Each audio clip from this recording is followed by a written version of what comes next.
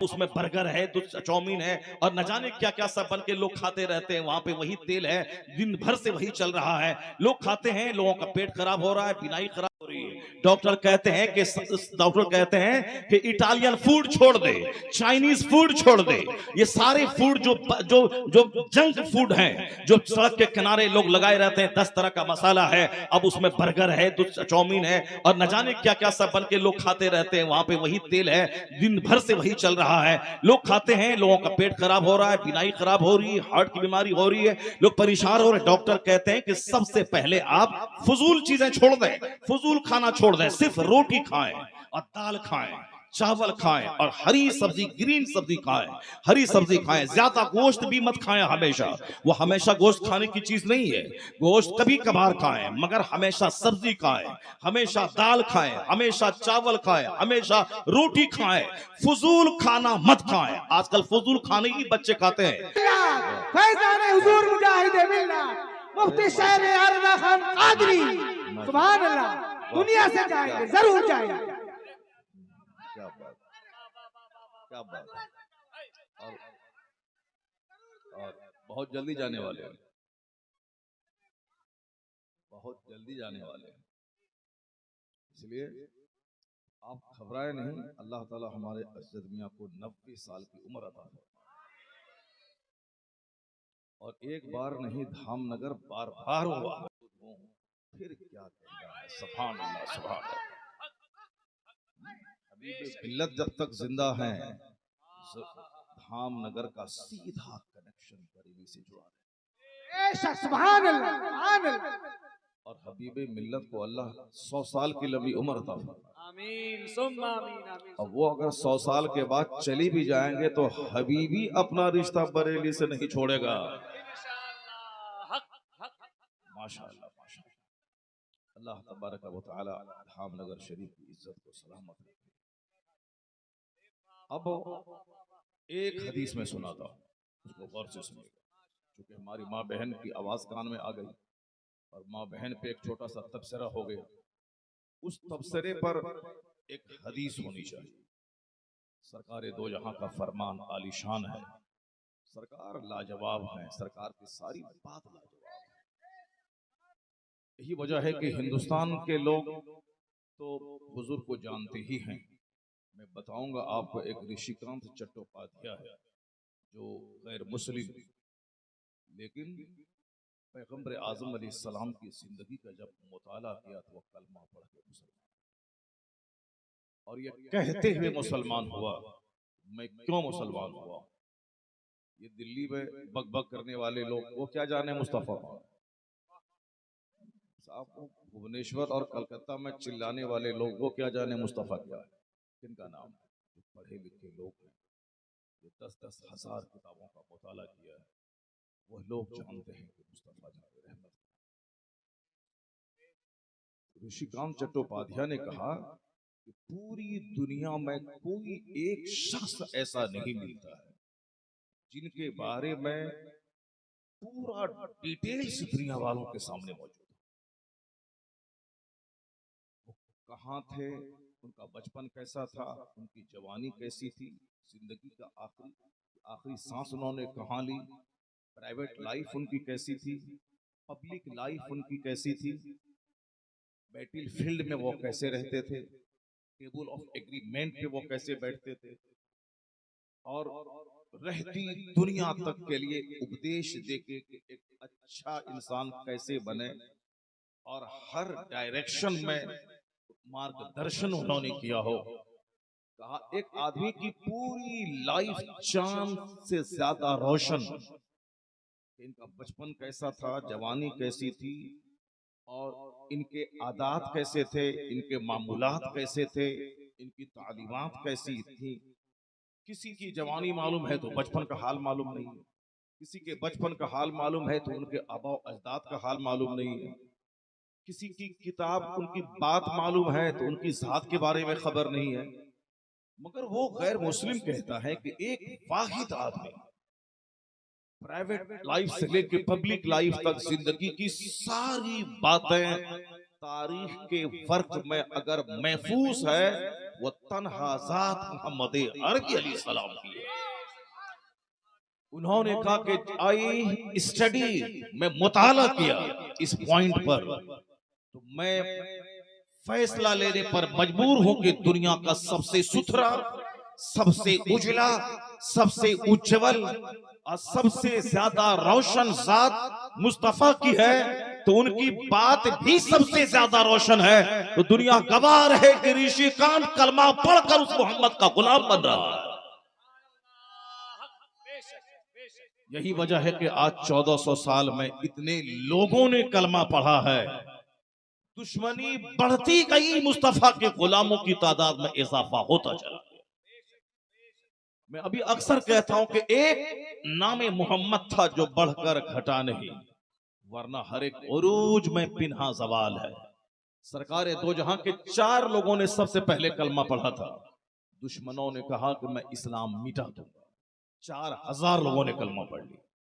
फिर दुश्मनी बढ़ी, कहा मैं इस्लाम मिटा दूंगा, 4 लाख लोगों ने कलमा पढ़ लिया। फिर दुश्मनों ने कमर कस के बोला इस्लाम मिटा दूंगा, 4 करोड़ लोगों ने कलमा पढ़ लिया। जरा जोर से बोलो सुभान अल्लाह, हाथ उठा के बोलो ला इलाहा इल्लल्लाह। आज हिंदुस्तान के सारे मुसलमान मायूस हैं, सबके चेहरे पे हवाइयां उड़ रही हैं, सब परेशान हैं अपने मुस्तकबिल के बारे में। मैं उस परेशानी को दूर करते हुए एक जुमला देना चाहता हूं। ये बिकाऊ मीडिया वाले जो कुछ भी बोला इस्लाम के खिलाफ, चाहे जितना प्रोपेगेंडा करें, कोई बात तो करना नहीं है, सिर्फ इस्लाम के खिलाफ ही बकवास करना है, करने दो। खबरदार, कोई चैनल नहीं देखना है तुमको, न आज तक देखना है, न 9 देखना है, न 18 देखना है, कोई चैनल नहीं देखना है। रमजान आने वाला है, इस रमजान के महीने में 5 खत्म कुरान सारा मुसलमान करेगा, और रात में और दिन में सिर्फ कुरान पढ़ेगा। टेलीविजन देखा तो दिमाग में शक पैदा होगा, और कुरान पढ़ा तो सीने में यकीन का नूर पैदा होगा। इसलिए आज जरूरत है कि हमारे सीने में जो यकीन है, मजहब इस्लाम हक है, अल्लाह हक है, हुजूर हक है, कुरान हक है, वो यकीन और पुख्ता होना चाहिए। अखबारात पढ़ेगा तो यकीन कमजोर होगा, टेलीविजन के चैनल देखेगा तो यकीन कमजोर होगा, काफिरों की तरह सेल्फी लेगा तो यकीन कमजोर होगा, और हमेशा इस इलेक्ट्रॉनिक मीडिया से लगा रहेगा, यकीन कमजोर होगा। कुरान और हदीस से अपना रिश्ता जोड़ ले, 50 तलवार भी गर्दन पे चलेगी तो भी जबान पे ला इलाहा इल्लल्लाह ही जारी रहेगा। नारे रिसालत, खतीब हिंदुस्तान, मुफ्ती शहरयार खान। जरूरतन मोबाइल का इस्तेमाल करना है, जरूरतन मोबाइल का इस्तेमाल करना है, हमेशा नहीं। सेल्फी लेना हराम है, फोटो लेना हराम है, पबजी खेलना हराम है। अभी अभी 1 मिनट पहले हमारे मोबाइल पे एक वीडियो क्लिप भेजा। हमारा एक मुरीद रहता है अहमदाबाद, सादिक नाम का, बड़ा अच्छा मुरीद है, बहुत दीनदार है। अभी वो पाइपलाइन मेरे मदरसे दस्तारबंदी के जलसे में वो आया था, बिल्कुल यंग नौजवान, चेहरे पे दाढ़ी, नमाजों की पाबंदी। साहब वो उनका कहना कि आपकी तकरीर सुन सुन के मैं दाढ़ी पे रख रहा हूँ और नमाजी भी बन गया हूँ। सुभान अल्लाह, सुभान अल्लाह। और वो इतना इम्प्रेस्ड है कि मेरा सारा टिकट हवाई जहाज का, ट्रेन का, वो सब वही बनाता है, वो भेजता। अभी मेरा बोर्डिंग पास बना के भेजा, उसके साथ एक क्लिप बना के भेजा। वो क्लिप क्या था, वो खाने काबा करने गए, मैं बेटा तुझे वो देखा, क्लिप भेजा उसने, क्योंकि वो जानता है कि मौलाना साहब खराबियों के खिलाफ बोलते हैं, बुराइयों की इस्लाह करते हैं, हर हर हर खराबी पे नजर रखते हैं। इसीलिए उसने भेजा हमको, ताकि ये लोगों के सामने बयान करेंगे हालात कितने खराब हो गए कि खाने काबा के सामने बैठ के गेम खेल, और वो भी हालत एहराम में खेल रहा, हालत एहराम में खेल रहा, किस कदर हालात खराब। और गुंबद खजरा के सामने लोग जाकर के फोन लगा करके अपनी बीवी से कहते हैं कि तुम वहां से सलाम करो हुजूर, उसको कहिए कि बेहुदा तुम मदीना पहुंचा हुजूर के सामने, तुम सलाम करेगा कि बीवी को सलाम करवा रहा है। ये वो आस्ताना है मुस्तफा का, जहां जुनैद बुजुर्गों के सरदार सांस रोक के हाजिरी देते। अदब का हेस्ते ज़ेरे आसमां अज़ अर्श नाजुक कर, नफस गुम करदा में आया जुनैद बारिश। यानी अर्श के नीचे इस जमीन पर अदब की जगह है रौज़े रसूल, जहां बायजीद बुस्तामी और जुनैद बगदादी जैसे बुजुर्ग सांस रोक कर हाजिरी देते हैं कि सांस चलने की आवाज भी हुजूर के कान तक न पहुंचे। ये अदब था। और ये वहां खड़ा होके मोबाइल अपने घर में लगा के पीठ जाली की तरफ करके कहता है कि वहां से तुम सलाम भेजो, बदतमीज पहले तुमको सलाम भेजो, और तुमको जाना नहीं था मदीना, पहले अदब सीखते फिर मदीना जाते। इसलिए आला हजरत ने 100 साल 70 साल पहले कहा था कि हरम की जमीन और कदम रख के चलना, अरे सर का मौका है वो जाने वाले। हरम की जमीन तो सर के बल चलने की जमीन। अब वहां सेल्फी ले, इसीलिए मोबाइल को फेंक दे उठा। जो मोबाइल मुझे बेअदब बनाए, जो मोबाइल मेरी बेटी को काफिरों के साथ भागने पर मजबूर करे, जो मोबाइल मेरी गैर मौजूदगी में मेरी बीवी को बदकार बना दे, जो मोबाइल हमारे बाल बच्चों को डीएम एसपी मौलाना मौलवी नह बना के लुच्चा लफंगा आवारा बना दे, जो मोबाइल कितने मुस्तकबिल के बड़े बड़े सितारों को जमीन में धंसा दे, तबाह बर्बाद कर दे, जो मोबाइल सलमान अजहरी जैसे खतीबों को जेल के सलाखों के पीछे डलवा दे, उस मोबाइल का सिर्फ सही इस्तेमाल करना है। गलत इस्तेमाल करेगा तो दुनिया भी तबाह होगी और दीन भी तबाह हो जाएगा। मस्जिद में जुमा के दिन लोग मोबाइल चलाते, और ये मोबाइल चलाने की आदत इस कदर शराब से ज्यादा, शराब के नशे से ज्यादा खतरनाक आदत मोबाइल चलाने की हो गई। स्टेज पर बैठ के लोग मोबाइल चलाते, इधर हदीस की सुनाई जा रही है, उधर मोबाइल चला रहे। जुमा के दिन मैं कानपुर के एक मस्जिद में खिताब कर रहा था, और सामने एक बंदा बैठ के मोबाइल चला। मैंने बहुत डांटा उसको, बोला मैं कुरान पढ़ रहा हूँ। मैंने कहा कुरान अभी पढ़ने का वक्त नहीं, अभी तकरीर सुनने का वक्त है। जुमा के दिन जब इमाम साहब मेंबर पे चले जाएं तो उस वक्त में अजान सानी का जवाब भी जबान से देना मना है, हुजूर का नाम सुनकर अंगूठा चूमना भी मना है, और सल्लल्लाहु अलैहि वसल्लम कहना भी जबान से मना है जब इमाम साहब मेंबर पे चले जाएं। तो तुम बताओ कुरान पढ़ रहे हैं, कुरान पाक लैट्रिन रूम में नहीं पढ़ा जाता है, कुरान पाक तकरीर के वक्त में नहीं पढ़ा जाता है, कुरान पाक पढ़ने का एक महल होता है। और फिर कुरान पाक तुम मोबाइल में क्यों पढ़ रहा है? मोबाइल बिजली से चार्ज होता है, और उस पर आंख गड़ाने की वजह से आंख की बीनाई कमजोर होती है। जब यहाँ 1000 नुस्खा कुरान शरीफ का मौजूद है मस्जिद में, तो तुम वो कुरान क्यों नहीं पढ़ता जो मोबाइल में पढ़ रहा है? 1000 नुस्खे मौजूद है मस्जिद में, उसको पढ़ने से आंख की बीनाई तेज होगी, किताबों के मुताले से दिल को सुकून और सुरूर मिलता है। ये मोबाइल चला रहा है, मोबाइल में बिजली भी खर्च हो रही है, और आंख उस इलेक्ट्रिकल स्क्रीन पे आंख है, उससे आंख की बीनाई भी कमजोर होती है। जो नुकसान वाला काम है वही करना है, और जो फायदे वाला काम है वो नहीं करना है। मस्जिद में बैठ के मोबाइल, रोज़े रसूल पे मोबाइल, अभी दिखलाया ना खाने काबा के ठीक सामने खाने काबा, उसके सामने बैठ करके चला रहा है मोबाइल। वो कुरान भी नहीं पढ़ रहा है, गेम खेल रहा है, बिल्कुल साफ साफ दिखाई पड़ रहा है, हाथ में मोबाइल है और वो कौन सा गेम खेल रहा है, बिल्कुल सब कुछ इसमें कैमरा में मौजूद है। अब और जलसे में मोबाइल, स्टेज पर मोबाइल, और फिर मौलाना साहब तकरीर किया, फौरन उसका वीडियो बनाया, फौरन उसको वायरल कर दिया ताकि वो दूसरों के हाथ में लग जाए, बिला वजह की मुसीबत में वो फंस जाए। सिर्फ इसी मोबाइल का फितना जिसकी वजह से सारे ड्रामे हो रहे हैं। अब हमको बोलता है हजरत एक तो सेल्फी लेने दीजिए। मैंने कहा कि यार कोई जाहिल आदमी बोलता तो चलो ठीक है, ये इंजीनियर है, डॉक्टर है, जाहिल है, दुनियादार पढ़ा लिखा आदमी है, मगर ये मौलाना जो अजहरी बोलता है मुताबिक शरिया के मुरीद हैं, और उनके घर पे चले गए चाय पीने तो बोलता है कि हजरत एक तो सेल्फी लेने दीजिए। अब 2 दिन के अंदर में इतनी तकलीफ अंदर से होती है कि मौलाना साहब लोग ये कहते हैं कि हमको सेल्फी लेने दीजिए, एक फोटो ले लें, और ये दूसरों को मोबाइल देता है और यह मेरे साथ बैठ जाता है, बोलता है तुम फोटो लो वहां से, वह दूसरे को दिखाएगा देखिए मौलाना शहर साहब के सामने हमने फोटो लिया है। क्यों तमाशा कर रहा है? यह सारा तमाशा इसीलिए है कि इस्लाम समझ नहीं रहा है। जिस दिन इस्लाम समझ गया तो तमाशे से नफरत होगी, जिक्र और दुरूद से मोहब्बत पैदा हो जाएगी। तुम्हारे पैगंबर ने क्या कहा है? सरकार दो जहां ने ये फरमाया है कि मिन हुस्न इस्लामिल मर तरकहु माला यानी। इस हदीस से पाक को हर मदरसे की दीवार में, हर मस्जिद की दीवार में, हर मुसलमान के घर में यह हदीस पाक लिखी जानी चाहिए और वहां रहनी चाहिए लिखी हुई यह हदीस, ताकि नजर रोजाना उस पर पड़े। क्योंकि आदमी का सीना इतना ढेर, इतना पत्थर, इतना संग दिल लोग हो गए हैं। पहले एक नसीहत का जुमला 50 साल तक याद रहता था, लेकिन आज आदमी अभी सुनता है 2 मिनट के बाद भूल जाता है।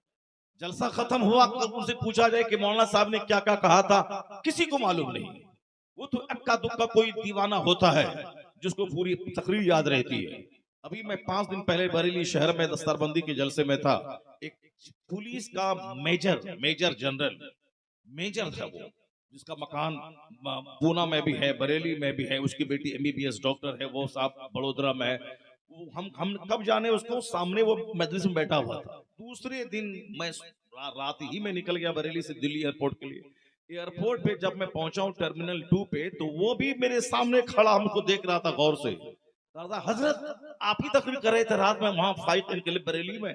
मैंने कहा फिर आप कहाँ थे? कहा मैं भी तो सामने बैठा हुआ तकरीर सुन रहा था और मुझको भी फ्लाइट पकड़नी थी, इसीलिए मैं आ गया। रात में वहां से चला, मैं आ गया। अब वो हमारे पास बैठ करके चूंकि बहुत खुश हुआ था, बहुत अच्छी तकरीर उसको सुनने को पहली बार मिली थी इस्लाम और साइंस के टॉपिक पर, वो बहुत देर तक बैठा रहा। अब मुझको ही मेरी पूरी तकरीर वो सुनाता रहा। साहब आपने ये कहा कि मेगा तेजस सेन थाईलैंड यूनिवर्सिटी का प्रोफेसर किस आयत को सुनने के बाद वो कलमा पढ़ा। आपने ये कहा था कि हाफिज कारी आलिम को साथ साथ में इंजीनियर भी बनना चाहिए, डॉक्टर भी बनना चाहिए, अंग्रेजी जबान पर पूरी महारत भी होनी चाहिए। और आपने साहब अपनी कहानी बताई थी और आपने वो कहानी बताई थी, आपने वो हदीस पाक पढ़ी थी। मेजर जनरल पुलिस का रिटायर्ड मेजर है, उसने कहा कि मैं मेजर हूं, मैं रिटायर किया हूं पूना में, मैंने वहां घर भी खरीद लिया है और कुछ कारोबार भी शुरू कर दिया है बिल्डिंग का, मैं वहीं जा रहा हूं। फिर परसों मुझको बड़ोदरा आना है, 1 तारीख को मैं पूना जाने वालों का, आप मुझको फोन कीजिएगा, मैं आपसे मिलूंगा। अल्लाह ने बहुत मुझको दिया है। और फिर अब ये बताएं कि जो पुलिस वाला आदमी है वो मेरी पूरी तकरीर मुझको सुना रहा है, और जो हमारा भाई है वो बोलता है कि सेल्फी लेने दी। जो हमारा भाई है पढ़ा लिखा, ये बोलता है सेल्फी लेने दी। वो मेजर नहीं बोला सेल्फी लेने दी, वो पुलिस नहीं बोला कि जरा सेल्फी ले ले आपकी। और जो मौलाना साहब आपको बुलाया था वो मेरा दोस्त है, और हम उनको बोलेंगे कि अब मौलाना साहब से मुलाकात हमारी मेट्रो ट्रेन और दिल्ली एयरपोर्ट टर्मिनल 2 पे हो गई थी। नहीं, वो तो मुझको तकरीर सुनाता था। कहा जबरदस्त, आपने बड़ा अच्छा खिताब किया, माह रमजान आने वाला है, अब आप मेरे लिए दुआ फरमाएं कि मैं रोजा भी रखूं, नमाज तरावी पढ़ूं और पूरा कुरान पढ़ूं और कुरान पाक की तिलावत करूं। तो ये मेजर जनरल ऑफ पुलिस ये समझ गया। और इसी दौरान 2-4 मौलवी साहब भाई से मुलाकात हुई तो वो बोलने लगा सेल्फी लेने दीजिए। जाहिर सी बात है जिसका दिल सख्त हो चुका हो वो सेल्फी लेता है, जिसका दिल नर्म है वो कुरान पाक सुनकर आंख से आंसू के कतरे बहाता। जो मोबाइल हमारे लाखों भाइयों को तबाह कर दिया हो, जो मोबाइल हमारी लाखों बेटियों को फाहिशा बना दिया हो, जो मोबाइल हमारे अच्छे IAS ऑफिसर, उस मोबाइल से जरूरतन रिश्ता रखना। जैसे लेटरिन जाना जरूरी है, लेकिन 24 घंटे कोई लेटरिन रूम में रहेगा तो बवासीर की बीमारी होगी, उसका पेट फट जाएगा, ब्लीडिंग जारी होगी, मर जाएगा वो। इसी तरह से मोबाइल का इस्तेमाल जरूरी है, लेकिन 24 घंटे कोई मोबाइल से चिपका रहेगा तो वह पागल हो जाएगा, उसका दिल मर जाएगा, वो वक्त से पहले ही अंधा हो जाएगा। इसलिए डॉक्टर आज कहते हैं कि कम ख्वाबी की बीमारी दुनिया में बढ़ रही है, लोगों की नींद कम हो गई है, जबकि 8 घंटे की गहरी नींद जरूरी है सेहतमंद रहने के लिए। मगर आजकल लोग 4-3 घंटे भी गहरी नींद नहीं ले रहे हैं। उसके पीछे इलेक्ट्रॉनिक सामान यानी टेलीविजन और मोबाइल और कंप्यूटर का हाथ है। सामने मोबाइल है तो बंदा उस वक्त तक, जब तक गहरी नींद में पड़ न जाए, उस वक्त तक मोबाइल चलाता रहता है। मोबाइल चलाते रहने की वजह से आदमी की आंख बीमार हो जाती है, गहरी नींद उसको नहीं आती। इसलिए डॉक्टर कहते हैं अगर स्वस्थ और सेहतमंद रहना है, शुगर नॉर्मल रखना है, बीपी नॉर्मल रखनी है, हार्ट को नॉर्मल रखना है, तो रात में इलेक्ट्रॉनिक सारा सामान अपने स्लीपिंग रूम से अलग रखिए उसको, और बिल्कुल लाइट बंद कर दीजिए, रूम में अंधेरा हो। उस अंधेरे में गहरी नींद आएगी, और जब 8 घंटे की गहरी नींद लेंगे तो दिन भर आप चुस्त और दुरुस्त और एक्टिव रहेंगे। और आपको बीमार बनाने में ये मोबाइल का बहुत बड़ा हाथ है। तो आज लोग कहते हैं कि फजूल मोबाइल न चलाएं, फजूल बात न करें, फजूल काम में न लगे रहे, कुर्बान महान मुस्तफा जाने रहमत अलैहिस्सलाम पे कि 1400 साल पहले जहां न उस वक्त न कोई फिजिक्स केमिस्ट्री का माहौल था, न कोई वैज्ञानिक थे, न कोई आइंस्टाइन था, न कोई हेनरी फोर्ड था। उस जमाने में दुनिया का सबसे बड़ा रहनुमा क्या फरमाता है कि मिन हुस्न इस्लामिल मर्इ तरकहु माला यानी। मुस्तफा कहते एक मोमिन के इस्लाम की खूबसूरती, इस्लाम का हुस्न यह है कि गैर जरूरी चीजों को छोड़ दिया जाए, फजूल चीजों को छोड़ दे। फजूल देखना, फजूल बोलना, फजूल घूमना, फजूल दोस्ती करना, फजूल बातों में पड़ना, इन सारी चीजों को छोड़ दे, उसका इस्लाम खूबसूरत हो जाएगा। जिंदाबाद जिंदाबाद। बेशक आज साइंटिस्ट कहते हैं कि मोबाइल का मिसयूज मत कीजिए। आज साइंटिस्ट कहते हैं कि फजूल मत घूमिए। कोरोना काल में पुलिस वाले डंडा मार मार कर बंबई में समंदर के किनारे लोगों को मार मार के घर भेजते थे, घर जाओ, फजूल मत घूमो वरना कोरोना का कीड़ा लग जाएगा। और अभी भी उसका असर है कि रात के 10 बजे के बाद पुलिस वाले घूम घूम कर दुकान बंद करवाते हैं। कहते हैं बिला वजह चंद लड़कों, पहले रात भर लड़के बंबई में रहते थे। कल रात में बंबई से गुजर रहा था तो मैंने कहा कि बंबई में बड़ी शांति बनी हुई है और साहब दुकानें सब बंद हैं। कहा हाँ, कोरोना काल के बाद से पुलिस वाले डंडा मार मार कर सबकी दुकान 10 बजे से 11 बजे के बीच बंद करवा देते हैं। वरना पहले पूरी रात बंबई में दुकानें खुली रहती थी। 10 लड़के यहाँ हैं, 50 लड़के वहां हैं, 50 लोग वहां पे हैं, यानी पूरा शहर ऐसे ही रंगीन रहता था। मगर मैं कल रात की बात है, जब मैं तकरीर खत्म करने के बाद आराम करने के लिए जाने लगा, मैंने देखा पूरा शहर सन्नाटा। कहां कोरोना काल के बाद पुलिस वाले एक जगह लोगों को रहने नहीं देते हैं, जबकि अभी भी चोरी छुपे लोग रहते हैं। मगर जो आमतौर पर पहले होता था वो नहीं हो रहा है। पुलिस वाले कहते हैं कि बिला वजह घर से बाहर नहीं निकलना, बिला वजह समंदर के किनारे नहीं टहलना है, बिला वजह दुकान खोल के नहीं रहना, बिला वजह दोस्ती नहीं करनी है। रात में धारा 144 कोई हम 2 आदमी एक साथ नहीं रहेगा, क्योंकि बिला वजह की दोस्ती से फसाद पैदा होता है, बिला वजह की गुफ्तगू से आदमी का दिमाग खराब होता है, बिला वजह की दोस्ती से माल भी बर्बाद होता है और वक्त भी बर्बाद होता है, और बिला वजह की बात से एनर्जी भी लॉस होती है, बिला वजह की दोस्ती से माहौल खराब होता है, बिला वजह की फ्रेंडशिप की वजह से बदकारियां पैदा होती हैं। तो फजूल ना बोले, फजूल ना खाएं। अभी जब लोग बीमार पड़ने लगे तो डॉक्टर कहते हैं बर्गर खाओगे मर जाओगे, चाउमीन खाओगे सेहत तबाह हो जाएगी, क्योंकि बर्गर खाने वाले हो रही है। डॉक्टर कहते हैं कि इटालियन फूड छोड़ दे, चाइनीज फूड छोड़ दे, ये सारे फूड जो जंक फूड हैं, जो सड़क के किनारे लोग लगाए रहते हैं, 10 तरह का मसाला है, अब उसमें बर्गर है तो चाउमीन है और न जाने क्या क्या सब बन के लोग खाते रहते हैं। वहां पे वही तेल है, दिन भर से वही चल रहा है, लोग खाते हैं, लोगों का पेट खराब हो रहा है, बिनाई खराब हो रही है, हार्ट की बीमारी हो रही है, लोग परेशान हो रहे हैं। डॉक्टर कहते हैं कि सबसे पहले आप फजूल चीजें छोड़ दें, फजूल खाना छोड़ दें, सिर्फ रोटी खाएं और दाल खाएं, चावल खाएं और हरी सब्जी, ग्रीन सब्जी खाएं, हरी सब्जी खाएं। ज्यादा गोश्त भी मत खाएं हमेशा, वो हमेशा गोश्त खाने की चीज नहीं है। गोश्त कभी कभार खाएं, मगर हमेशा सब्जी खाएं, हमेशा दाल खाएं, हमेशा चावल खाएं, हमेशा रोटी खाएं। फजूल खाना मत खाएं। आजकल फजूल खाने ही बच्चे खाते हैं। लोग कहते हैं कि डॉक्टर साहब हमारे बच्चे रोटी नहीं खाते हैं, हमारे बच्चे चावल नहीं खाते, क्या खाते हैं साहब? चॉकलेट खा रहे हैं, बर्गर खा रहे हैं। ए लड़का, ए लड़का, बैठो, भाग रहा है, लगता है नाच देखने के लिए आया था यहाँ। ये हमारे बच्चों को जब तक ये काफिर काटेंगे नहीं, मारेंगे नहीं, इसकी लाश सड़ेगी नहीं, उस वक्त तक ये मजलिसों की कद्र नहीं करेंगे। जबकि इतने मर रहे हैं, सड़ रहे हैं, काट रहे हैं, लोग परेशान कर रहे हैं, गाली दे रहे हैं, उसके बावजूद भी शर्म नहीं आती लोगों को कि हम मजहबी बन जाएं, हम हदीस कुरान के मानने वाले बन जाए। कल अगर कोई काफिर तुझको काट दिया और तेरे मुंह में रही शराब तो सीधे जहन्नम जाएगा। अगर कल कोई काफिर तुझे रास्ते में काट दिया और मुंह में है खैनी और गुटखा तो कलमा भी नहीं पढ़ेगा। और जब ये मार काट का माहौल पैदा दुनिया में हो गया है, कभी भी यहूदी का बम गिर सकता है, कभी भी कोई काफिर मॉब लिंचिंग करके तुझको मार सकता है। अभी तो बहुत बड़े बड़े लोग जेल में हैं, बड़े बड़े लोग मार खा रहे हैं, सड़क में लोग महफूज नहीं है, ट्रेन में महफूज नहीं है, प्लेन में महफूज नहीं है, आज अरब ममालिक में लोग महफूज नहीं है, लोग मुल्क शाम में है, मगर एक ड्रोन तैयारा जाके निशाना बना के वहां घर में लोगों को मार रहा है। जब मौत इतनी सस्ती हो गई है और फिर एक तरफ तो बम गिर रहा है, मॉब लिंचिंग हो रही है, लोग मार रहे हैं, और दूसरी तरफ खतरनाक बीमारी हो रही है। अचानक 18 साल का जवान फैक्ट्री गया था, चक्कर आया, गिरा और मर गया। कोई जिम में जा रहा है, वहां एक्सरसाइज कर रहा, चक्कर आया, मर गया।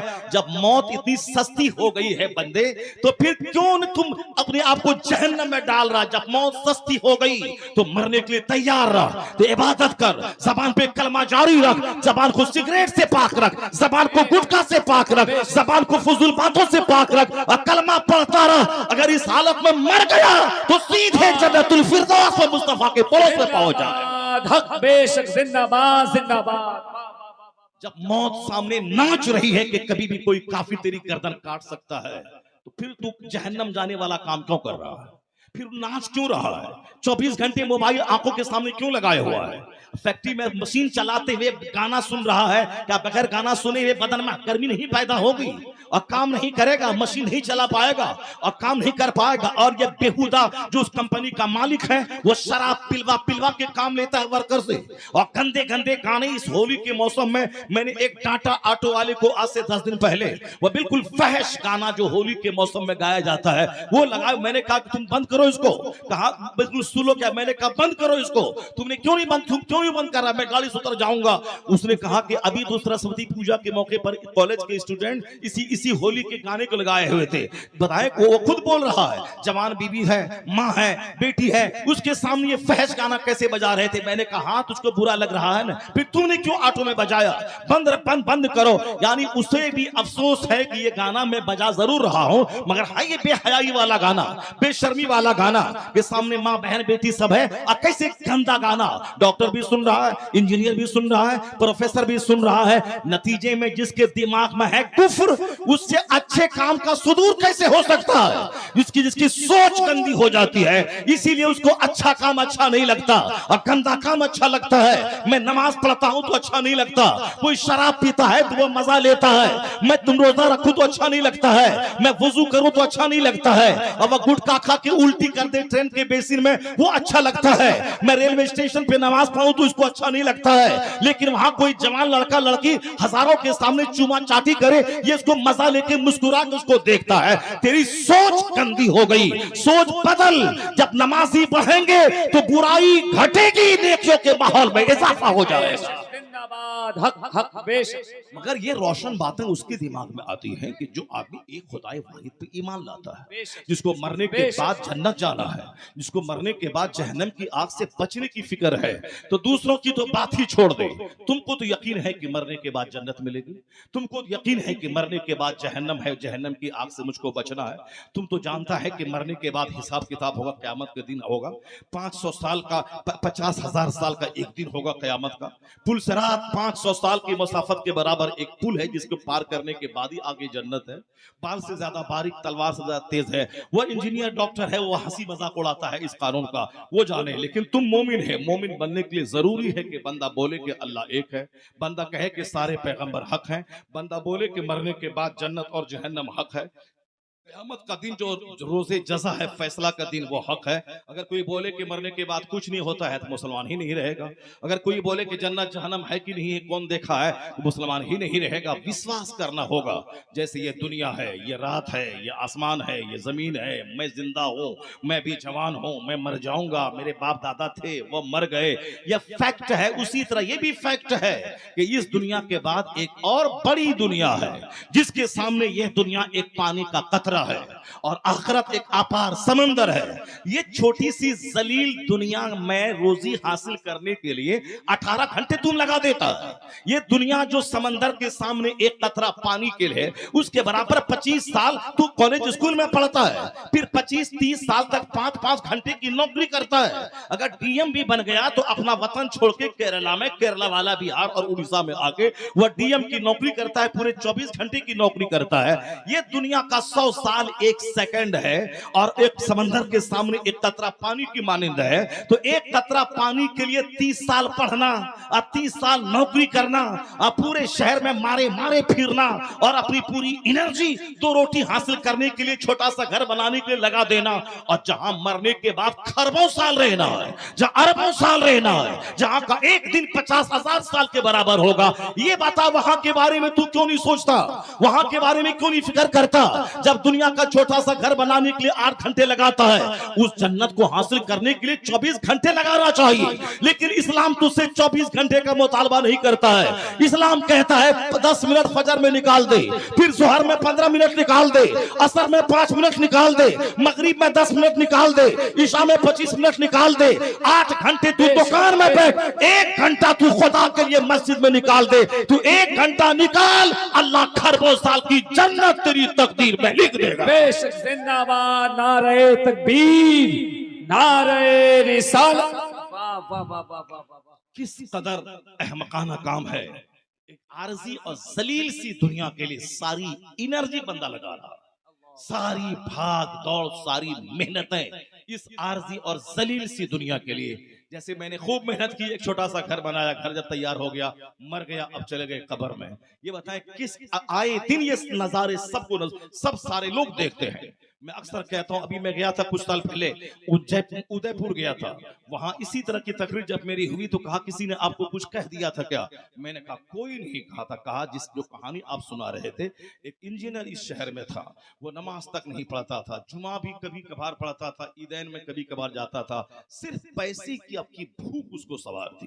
तनख्वाह मिलती थी जो 50-60 हजार रुपए, वो उसके अलावा कई लाख रुपए महाना कमाता था चोर दरवाजे से। अब जाहिर सी बात है, जो इंजीनियर होता है उसके जिम्मे बहुत सारे काम होते हैं, और फिर दूसरों से रिश्वत ले ले करके बहुत शानदार घर करोड़ों का बनाया था। पूरे शहर में चर्चा का विषय था उसका मकान, उसके डोर्स, उसके विंडोज, उसके साहब रंग पेंट कलर, साहब मोज़ेक टाइल्स मार्बल ग्रेनाइट। ये लोग मकान देखने आते थे, चूंकि मुसलमान था, मुसलमान तो देखने आते भी थे, चूंकि शहर में एक कीमती घर बन रहा था, दूसरे लोग भी घर देखने आते थे।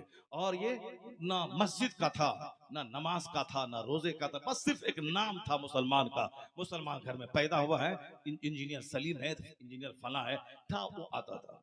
लेकिन जब घर बन के तैयार हो गया, घर बन के तैयार हो गया, अब इनॉग्रेशन होने वाला, इफ्तिताही तकरीब होने वाली है, अपने दोस्त अहबाब फ्रेंड नेता चोर दारोगा लुच्चे लफंगे सबों को बुलाना है। अब उसका इफ्तिताह होने वाला, इफ्तिताह से ठीक 4 दिन पहले उसका देहांत हो गया।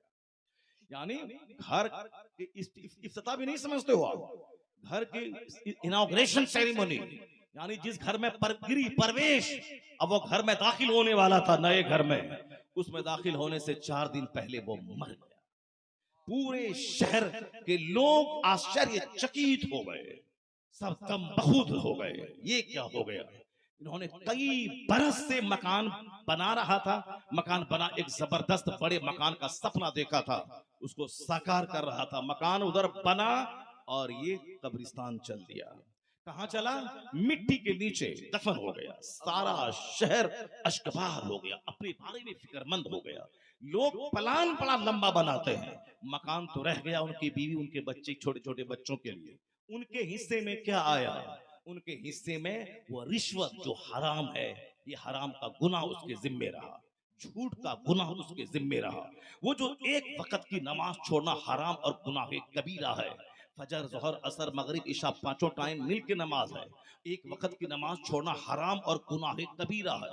जैसे शराब पीना हराम, जिना करना हराम, चोरी करना हराम, सूद खाना हराम, उसी तरह नमाज छोड़ना हराम है, बड़ा गुनाह है। नमाज छोड़ना हराम, नमाज पढ़ना चूंकि सबसे बड़ा फर्ज है। हज सब पर फर्ज नहीं है, माल वाले पर, ज़कात सब पर फर्ज नहीं है, माल वाले पर, मगर नमाज अमीर गरीब औरत मर्द जवान आकिल बालिग शहरी देहाती सब पर फर्ज है। और चाहे खड़ा ना हो तो बैठकर, बैठ ना सके तो लेटकर, लेट ना सके तो इशारे से, किसी हालत में माफ नहीं है। और अल्लाह का कलाम जो कुरान है, उस कुरान में सबसे ज्यादा चर्चा अगर हुआ है इबादत के बारे में तो नमाज का चर्चा हुआ है, सबसे ज्यादा नमाज का चर्चा है। और हदीस पाक में नमाज छोड़ने की जो मजम्मत आई है उसके बारे में मुस्तफा का एक आखिरी कौल है कि बेनमाजी का हश्र फिरौन के साथ का होगा, घटिया काफिर फिरौन के साथ होगा, हामान के साथ होगा, उमैया इब्ने खल्फ के साथ होगा, कारून के साथ होगा। 4 काफिरों का नाम हुजूर ने लिया है, फिरौन, हामान, कारून, उमैया इब्ने खल्फ, इन चारों घटिया काफिरों के साथ होगा। और नात सुनो और मुशायरा करो और उछलो कूदो, तुम्हारे बेनमाजी का हश्र फिरौन के साथ होगा, बेनमाजी का हश्र कारून के साथ होगा, बेनमाजी का हश्र हामान के साथ होगा। फिरौन 400 साल लंबी उम्र पाया था और जब खुदाई का दावा किया अल्लाह ने 400 साल की लंबी छूट देके उसे आखिर में पानी में डुबा के उसे मार दिया। उसे फिरौन को मार दिया, उसके जो साथ देने वाले 2-4 थे वो भी उसी के साथ मारे गए।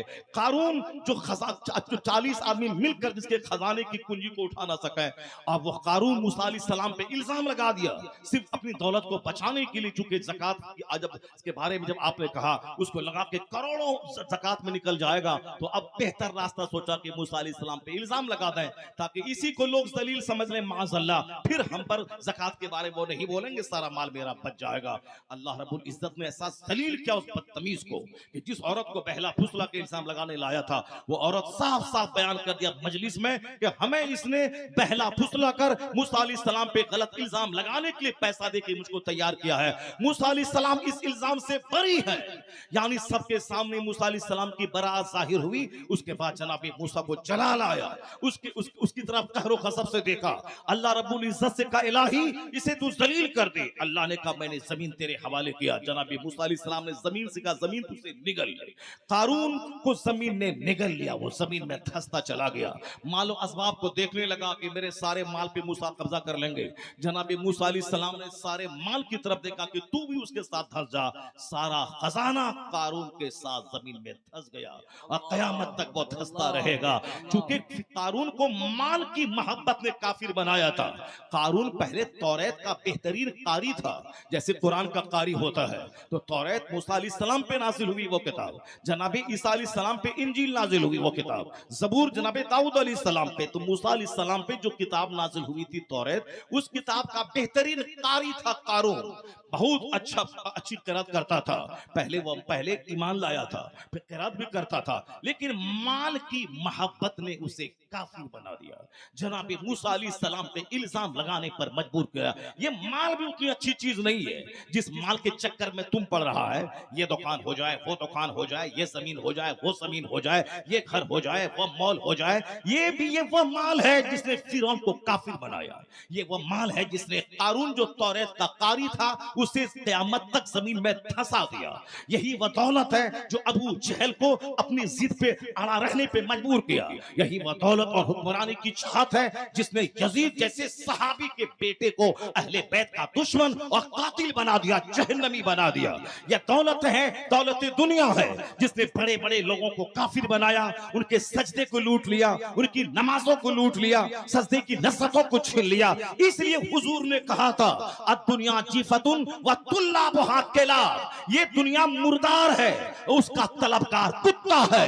यानी दुनिया मिस्ले मरी हुई बकरी और उसको खाता है कुत्ता, जो अपनी जन्नत को दांव पे लगा के, नमाज छोड़ के, रोजा छोड़कर, कुरान पाक की तिलावत छोड़कर, हज को ताकीर करके, सच्चाई छोड़कर सिर्फ दुनिया की दौलत के पीछे पागल रहे, उसकी मिसाल कुत्ते की है जो मरी हुई बकरी पे रीझता है। मरा हुआ बैल आदमी नहीं खाता, कुत्ता खाता है। मरी हुई बकरी आदमी नहीं खाता, कुत्ता खाता है। मरा हुआ जानवर आदमी नहीं, कुत्ता खाता है। तो हदीस में दुनिया चीफा, यह दुनिया मुर्दार है, उसके तलबगार कुत्ते हैं। यानी जो दुनिया की मोहब्बत में ईमान लुटा दिया, दुनिया की मोहब्बत में नमाज छोड़ दिया, दुनिया की मोहब्बत में सच छोड़ के झूठ का आदी हो गया, दुनिया की मोहब्बत में सूद खाने लगा, दुनिया की मोहब्बत में शराब बेचने लगा, दुनिया की मोहब्बत में जुआ खेलने लगा, दुनिया की मोहब्बत में हज को मुआक्कर कर दिया, दुनिया की मोहब्बत में ज़कात नहीं निकालने लगा, उसकी मिसाल कुत्ते की है जो माल पे मुर्दार पे रीझ रहा है। और जो दुनिया में रह के माल भी कमाए हलाल तरीके से, नमाज के साथ माल कमाए, रोजे के साथ माल कमाए, हज के साथ माल कमाए, ज़कात के साथ माल कमाए, हराम और हलाल की तमीज करके माल कमाए, उसके लिए दुनिया मुर्दार नहीं है। उसके लिए दुनिया क्या है? हुजूर कहते हैं अब दुनिया मज़राअतुल आखिरा, ये दुनिया आखिरत की खेती है। दुनिया में जो हलाल तरीके से रहेगा, दुनिया में वो जन्नत खरीदता नजर आएगा। माल से वो जन्नत को खरीद लेगा, नमाज से वो जन्नत को खरीद लेगा। नारे तकबीर, नारे रिसालत, मसलक आला हजरत फैज़ान हुजूर मुजाहिद मिल्लत उलमा अहले सुन्नत। दुनिया मज़राअतुल आखिरा, this world is cultivating ground for hereafter. यह दुनिया आखिरत की खेती है। जो यहाँ जिस तरह की फसल लगाएगा वैसी ही फसल वहां काटेगा। यहाँ अगर कोई गेहूं बोता है, गेहूं नवंबर दिसंबर में, तो मार्च और अप्रैल में गेहूं की फसल काटेगा। यहाँ कोई बरसात के मौसम में धान रोपता है, तो फिर वो जबरदस्त धान वो काटता है नवंबर में, अक्टूबर में वो धान काटता है। यहाँ जो आम लगाता है 2-4 साल के बाद आम का फल खाता है। यहाँ जो अमरूद लगाता है वो अमरूद का फल खाता है। जो न आम लगाए न अमरूद, न वो धान रोपे न गेहूं, अब बोले नहीं होता है ऐसा। समंदर के किनारे बैठकर मर जाओगे तो भी पानी चलकर तेरे मुंह में नहीं आएगा। तुम्हें तो चुल्लू से पानी लेना पड़ेगा, मुंह में दाखिल करना पड़ेगा।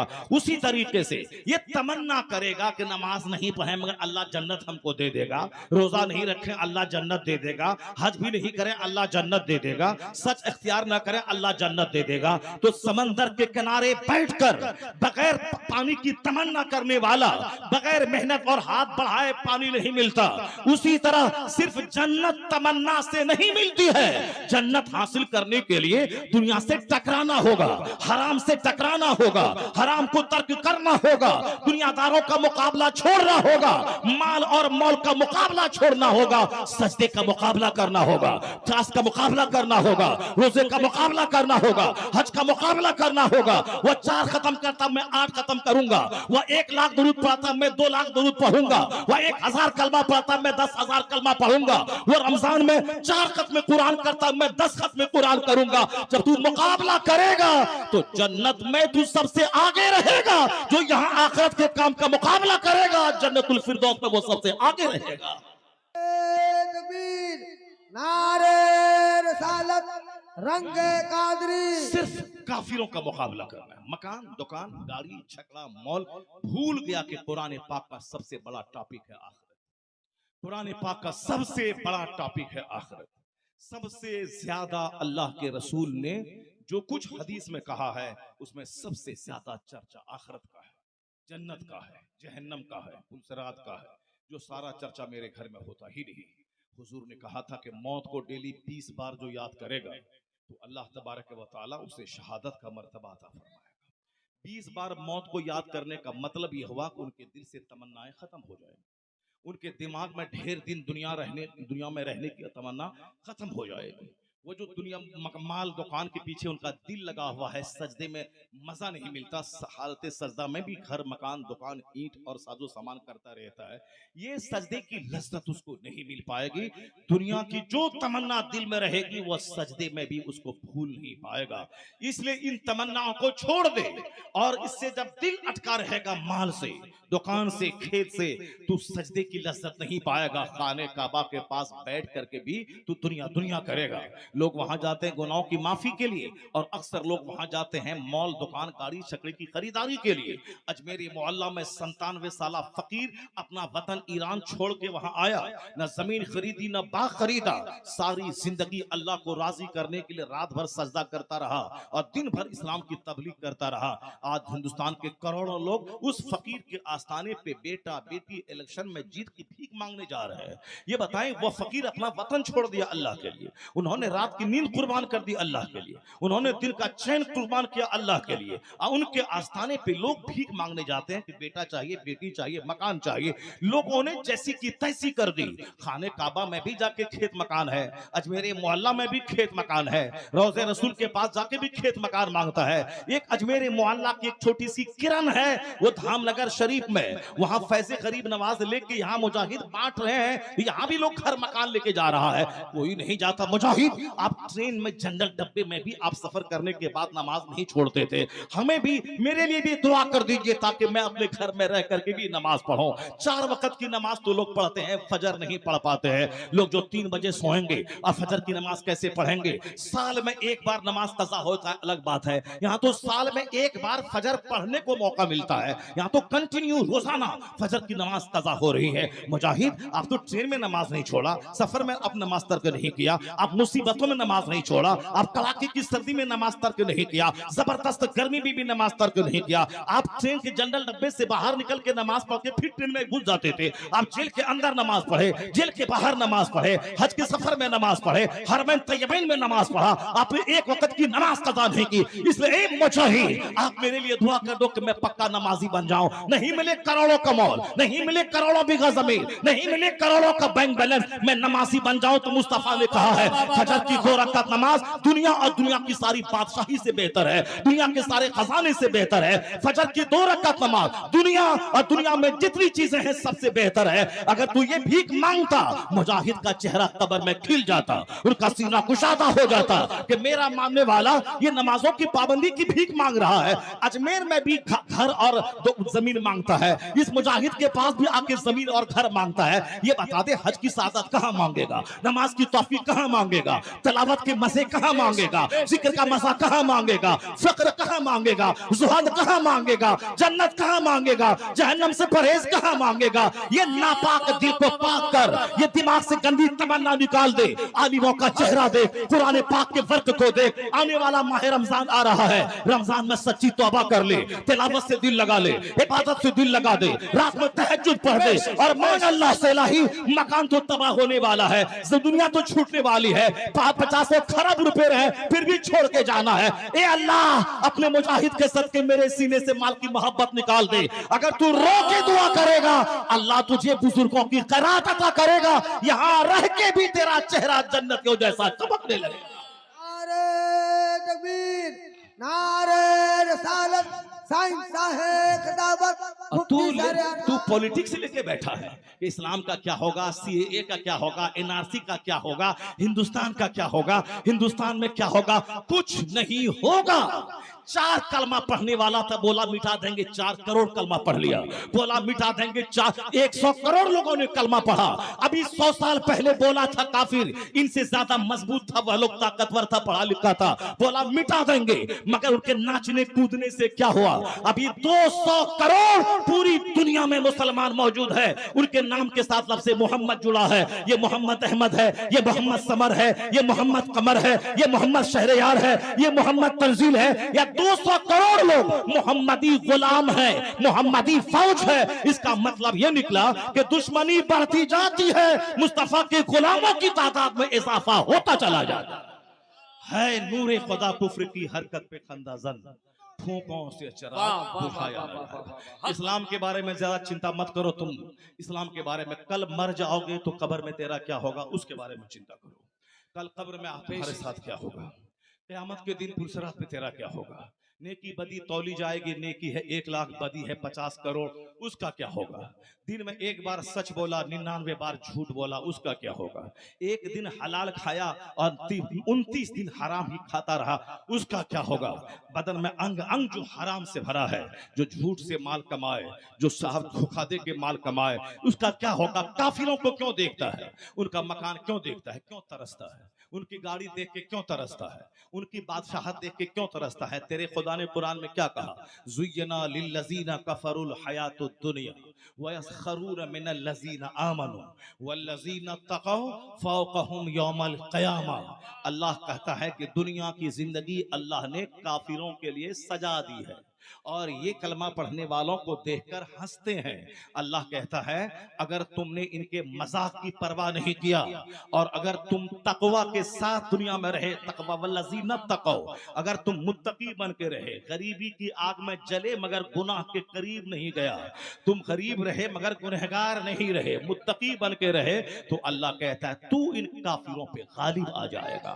इज्जत तुझको मिलेगी, ताज तुझको मिलेगा, सोने चांदी का कंगन तुझको पहना के सोने के तख्त पे बैठा के तेरी निगाहों के सामने दुनिया के जितने बड़े मुशरिकीन कुफ्फार थे वह सब आग की जंजीर में घसीटते हुए जब जहन्नम में डाले जाएंगे, तब तुझको पता चलेगा इलाही तेरा करोड़ों एहसान कि तूने दुनिया नहीं दी, आखिरत की रुसवाई से तूने बचा लिया, तूने जहन्नम की आग से बचा लिया। उस वक्त पता चलेगा कि कलमा का महत्व क्या है, वहां पता चलेगा मोमिन बनने का मजा क्या है, वहां पता चलेगा कि तेरी गुर्बत का जो लोग मजाक उड़ाते थे उस गुर्बत का इनाम क्या मिल रहा है। यहाँ तू गाली सुन ले, यहाँ तू सह ले, गुर्बत की आग में जल जा, गरीब गुर्बत को बर्दाश्त कर ले, यहाँ जिल्लत को सह ले, यहाँ गरीबी को सह ले, किराए के मकान पे सब्र कर, छोटी सी दुकान पे सब्र कर ले, छोटी सी दुकान पे सब्र कर ले।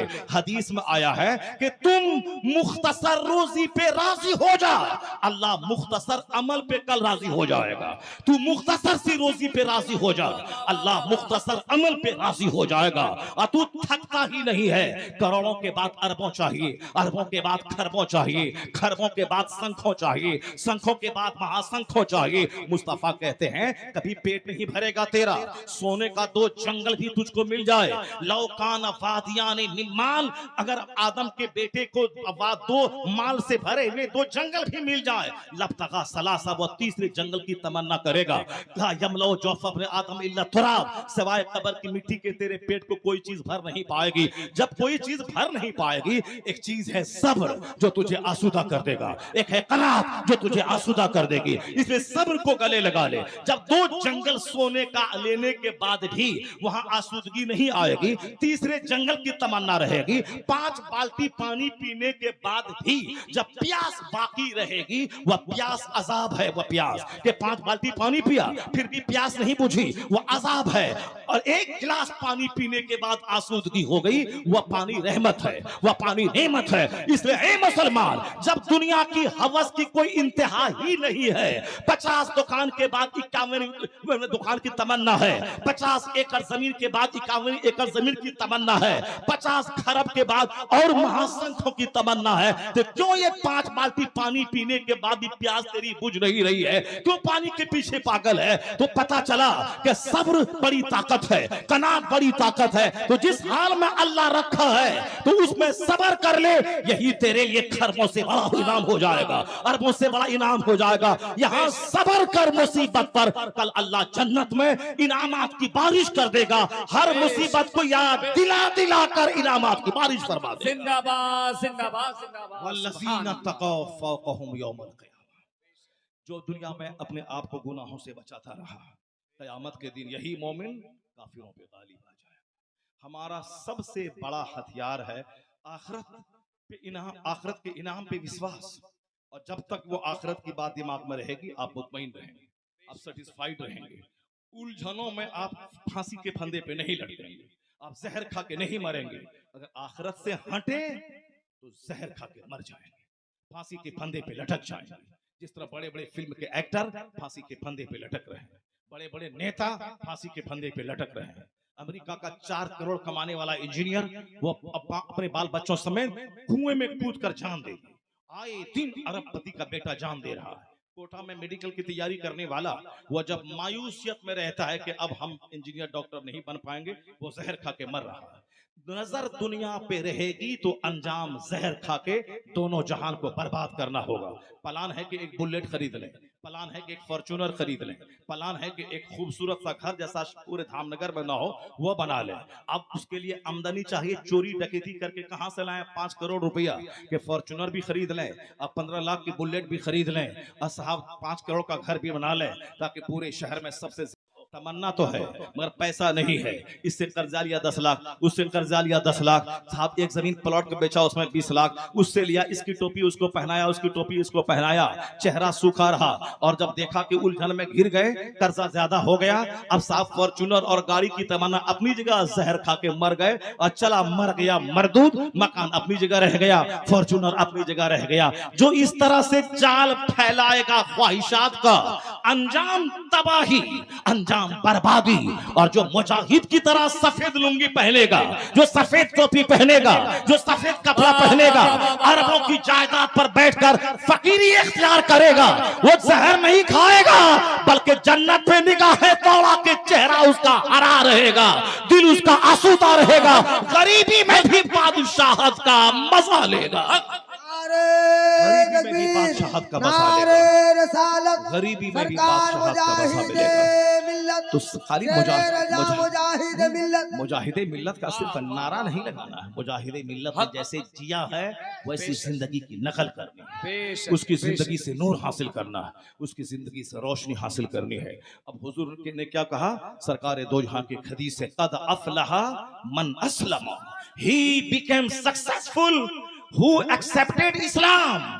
अमेरिका का जो बाइडन खसारे में है, इसराइल का नेतन्याहू खसारे में है, चाइना जापान का प्रधानमंत्री खसारे में है, मुकेश अंबानी टाटा बिरला जिंदल खरबों कमाने के बाद खसारे में है, धाम नगर का रेडी चलाने वाला 200 रुपए ईंट ढोके कमाने वाला, ये कौन है? मुस्तफा कहते हैं वो कामयाब है जिसके सीने में इस्लाम है, वो कामयाब है, वो कामयाब है। ही बिकेम सक्सेसफुल, वो कामयाब हुआ जो मोमिन हुआ। इसलिए अपने बाल बच्चों की गुट्ठी में पिला दीजिए कि ईमान सबसे बड़ी दौलत है। चाहे सोने का जंगल मिले, चाहे सोने का घर मिले, चाहे 50 खरब की कार मिले या दुनिया भर की बादशाहत मिले, इस्लाम के सामने किसी दौलत की कोई हैसियत नहीं है। तो मोमिन कभी नहीं रोएगा घर के लिए, मोमिन कभी नहीं रोएगा मकान के लिए। क्या तू चाहता है कि अल्लाह तुझको काफिर बना के सोने का घर दे दे? क्या तू चाहता है कि अल्लाह हिंदुस्तान का बादशाह बना के तेरे ईमान को छीन ले? क्या तू चाहता है कि अमेरिका के जो बाइडन की तरह तू खरबपति बन जाए और तेरे ईमान को अल्लाह छीन ले और तुझे जहन्नम में ढकेल दे? तू नहीं चाहता है। जब नहीं चाहता है तो अल्लाह ने जो बाइडन ने तुझे मोमिन बनाया है, अल्लाह ने मुकेश ने तुझे मोमिन बनाया है, अल्लाह ने टाटा ने तुझे मोमिन बनाया है, अल्लाह ने अरबपति ने तुझे मोमिन बनाया है। तो मुस्कुराता रह 5 वक्त की नमाज के अलावा और रोजाना 2 रकात नफल अलग से पढ़। इलाही तेरा एहसान कि तूने टाटा नहीं बनाया, मुस्तफा का गुलाम बनाया है। नारे तकबीर, नारे रिसालत, शहंशाह ख़िलाफत। अगर तुमने रोजाना इस ईमान की कदर किया कि जो अल्लाह ने सबसे बड़ी दौलत दी है, तो अल्लाह यह दौलत को छीनेगा नहीं, इस दौलत को मुस्तकिल और महफूज कर देगा। और जब यह दौलत महफूज रही और मरते वक्त जबान पे कलमा जारी हुआ, तो तुझसे बड़ा धनवान कोई नहीं है, तुझसे बड़ा खुशहाल कोई नहीं है। कद अफलहा मन अस्लमा, whoever accepts Islam attains success। जो इस्लाम लाया वो कामयाब हो गया, वो कामयाबी उसके कदम चूमेगी जो मोमिन हुआ। तो आप किराए के घर में भी बादशाह हैं, आप सड़क पे सोने के बाद ही बादशाह हैं, आप तंबू में रहने के बाद ही बादशाह हैं, नमक रोटी खाने के बाद भी आप बादशाह हैं, मोटा छोटा पहनने के बाद भी आप बादशाह हैं, टूटी चप्पल पहनने के बाद भी आप बादशाह हैं। कुछ नहीं है, सब कुछ अल्लाह ने आपको अता फरमा दिया। कद अफलहा मन अस्लमा, He became successful who accepted Islam। जो ईमान लाया, इस्लाम कबूल किया, वो सबसे बड़ा मालदार है, सबसे बड़ा धनवान है। अपने बच्चों की घुट्टी में इस्लाम पिला देंगे, वो कभी किसी लड़की के चक्कर में काफिर नहीं बनेगा, वो कभी नौकरी के चक्कर में काफिर नहीं बनेगा। अगर 2-4-10 काफिर उसको घेर लिया तो उसके सामने घुटने टेक के वो उसकी बात नहीं बोलेगा कि हाँ हाँ जिंदगी की भीख मांगता हो और तुम हमको जिंदगी बख्श दो, तुम जो बोलवाना चाहते हो हम बोल लेंगे, वो नहीं। हैदर अली ने अपने बेटे टीपू की घुट्टी में इस्लाम पिलाया था, और जब अंग्रेजों ने कब्जा उसकी सल्तनत पे किया और बोला तुझको टच नहीं करेंगे, अपने बाल बच्चों समेत आराम से खाओ पियो, सल्तनत हम करेंगे, तुम आराम से खाता पीता रहेगा, सिर्फ सल्तनत मेरी रहेगी। टीपू बोला गीदड़ की 100 साल की जिंदगी गुजारने से बेहतर है शेर की 1 दिन की जिंदगी। इसलिए मैं अपनी सल्तनत में मैं तेरा चमचा बन के तेरे रहमो करम पे जिंदा रहूं और मैं अपनी जान बचा लूं, मेरे बाल बच्चों को छोड़ दे, मैं बच के रहूं, कितने दिन तक बचूंगा? 10 साल, 20 साल, 50 साल, उसके बाद तो मरना ही है। तो गीदड़ की जिंदगी से बेहतर है कि शेर की एक दिन की जिंदगी जियो। टीपू ने तलवार उठाई, अंग्रेजों के खिलाफ बिगुल बजाया, 2, 4, 10, 50, 100 अंग्रेजों को जहन्नम पहुंचाया, और आखिर में नमाज़े असर के वक्त में अपनी जान जाने आफरी के हवाले कर दिया, शहादत का जाम पी लिया। आज गद्दार सादिक जिंदा नहीं है, आज अंग्रेजों का कमांडर जिंदा नहीं है। जिस मुसलमान ने गद्दारी की, अंग्रेजों से साजबाज करके टीपू की सल्तनत पे कब्जा दिलवाया, वो गद्दार जिंदा नहीं है। जिंदा है कौन? जो शहीद हुआ, वो टीपू जिंदा है। आज टीपू जिंदा है, टीपू का कारनामा जिंदा है। इसलिए ए मोमिन, अपनी बहन बेटी को बता दे, अपने बच्चों को बता दे, और खुद अपनी गुट्ठी में अपनी बात को पिला दे कि अगर ऐसा वक्त आ गया, काफिर बोलने लगा कि मेरी बात बोल, तुझको बख्श देंगे, उस वक्त तू बोल, अगर मैं तेरे कुफ्र बक भी दिया तो कितने दिन तक जिंदा रहूंगा? 10 साल, 20 साल, 50 साल। तो का कुफ्र कबूल करके 20 साल जिंदा रहना, एक गीदड़ की जिंदगी गुजारना, ये भला नहीं है। आज तू चाहता है मेरी गर्दन काट दे, तो मैं एक दिन की इस्लाम की जिंदगी कुफ्र की हजारों साल की जिंदगी से बेहतर समझता हूं। अगर तेरी गर्दन कट गई तो तू शहीद हो गया, अगर बच गया तो गाजी बन के जिंदा रहा। जिंदाबाद जिंदाबाद जिंदाबाद। अगर बच गया तो गाजी बन के रहा, अगर कट गई गर्दन 80 साल का सजदा वहां नहीं ले जाएगा, जहां 1 मिनट गर्दन कटी वहां पहुंच जाएगा। इसलिए आज जब हालात ऐसे पैदा हो ही गए हैं तो अपना दीन ईमान बचाने की फिक्र करो।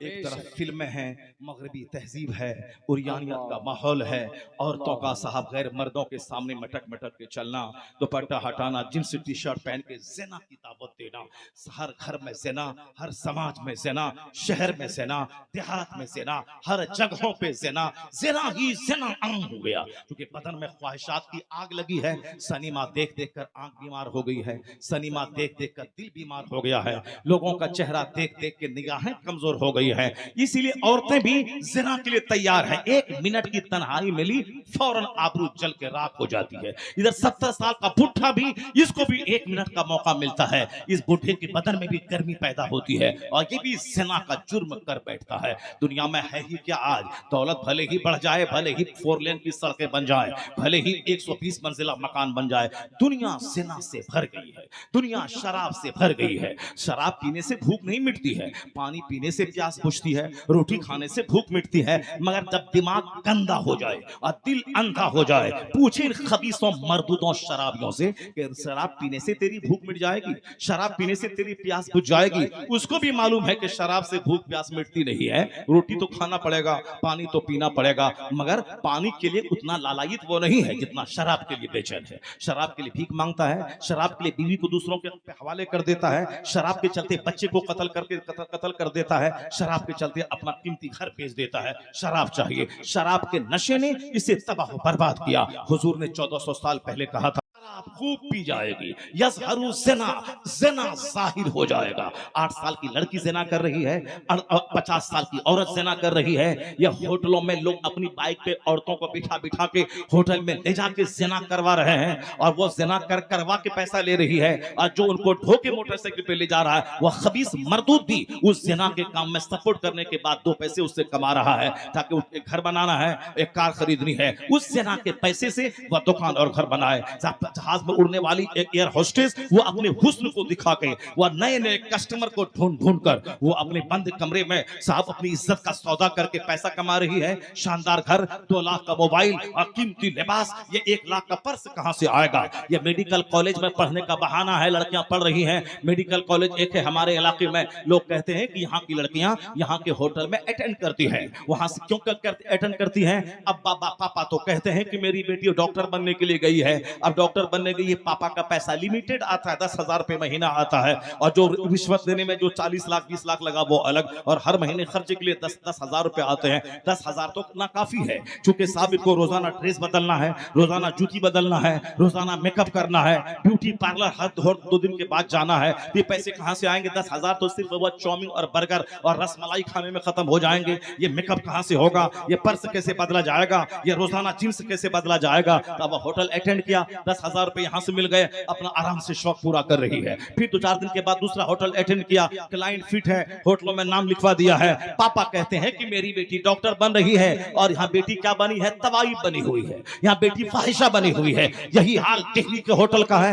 यही हाल भुवनेश्वर के होटल का है, यही हाल भद्रक के होटल का है, यही हाल कलकत्ता के होटल का है। एक लड़की थी भद्रक में जो खूब अपने हुस्न को बेच बेच के पैसा कमाती थी और दूसरों के बिस्तर को गरमाती थी। उसका अंजाम तो बहुत जल्दी ऐसा हुआ, सर के सारे बाल झड़ गए, सर का सारा चमड़ा गल गया। जिसके यहाँ मैं ठहरता हूँ नूरा, वो कह रहा था, हमारी पड़ोसी थी, वो सर के सारे चमड़े गल गए, उनका रिश्तेदार उनके चेहरे को देख नहीं पाता था। उसी हालत में तड़प तड़प के वो मर गई। ये बता दे, ये 2-4 होटल में बिस्तर करवाने का क्या रिजल्ट निकला, क्या फायदा हुआ? अगर अल्लाह ताला फौरी नहीं पकड़ता है, इसका ये मतलब नहीं कि अल्लाह ताला नहीं है। अल्लाह तो वो है जो बगैर खंबे के आसमान खड़ा किया है। अल्लाह तो वो है जो एक पानी की बूंद से इंसान पैदा करता है।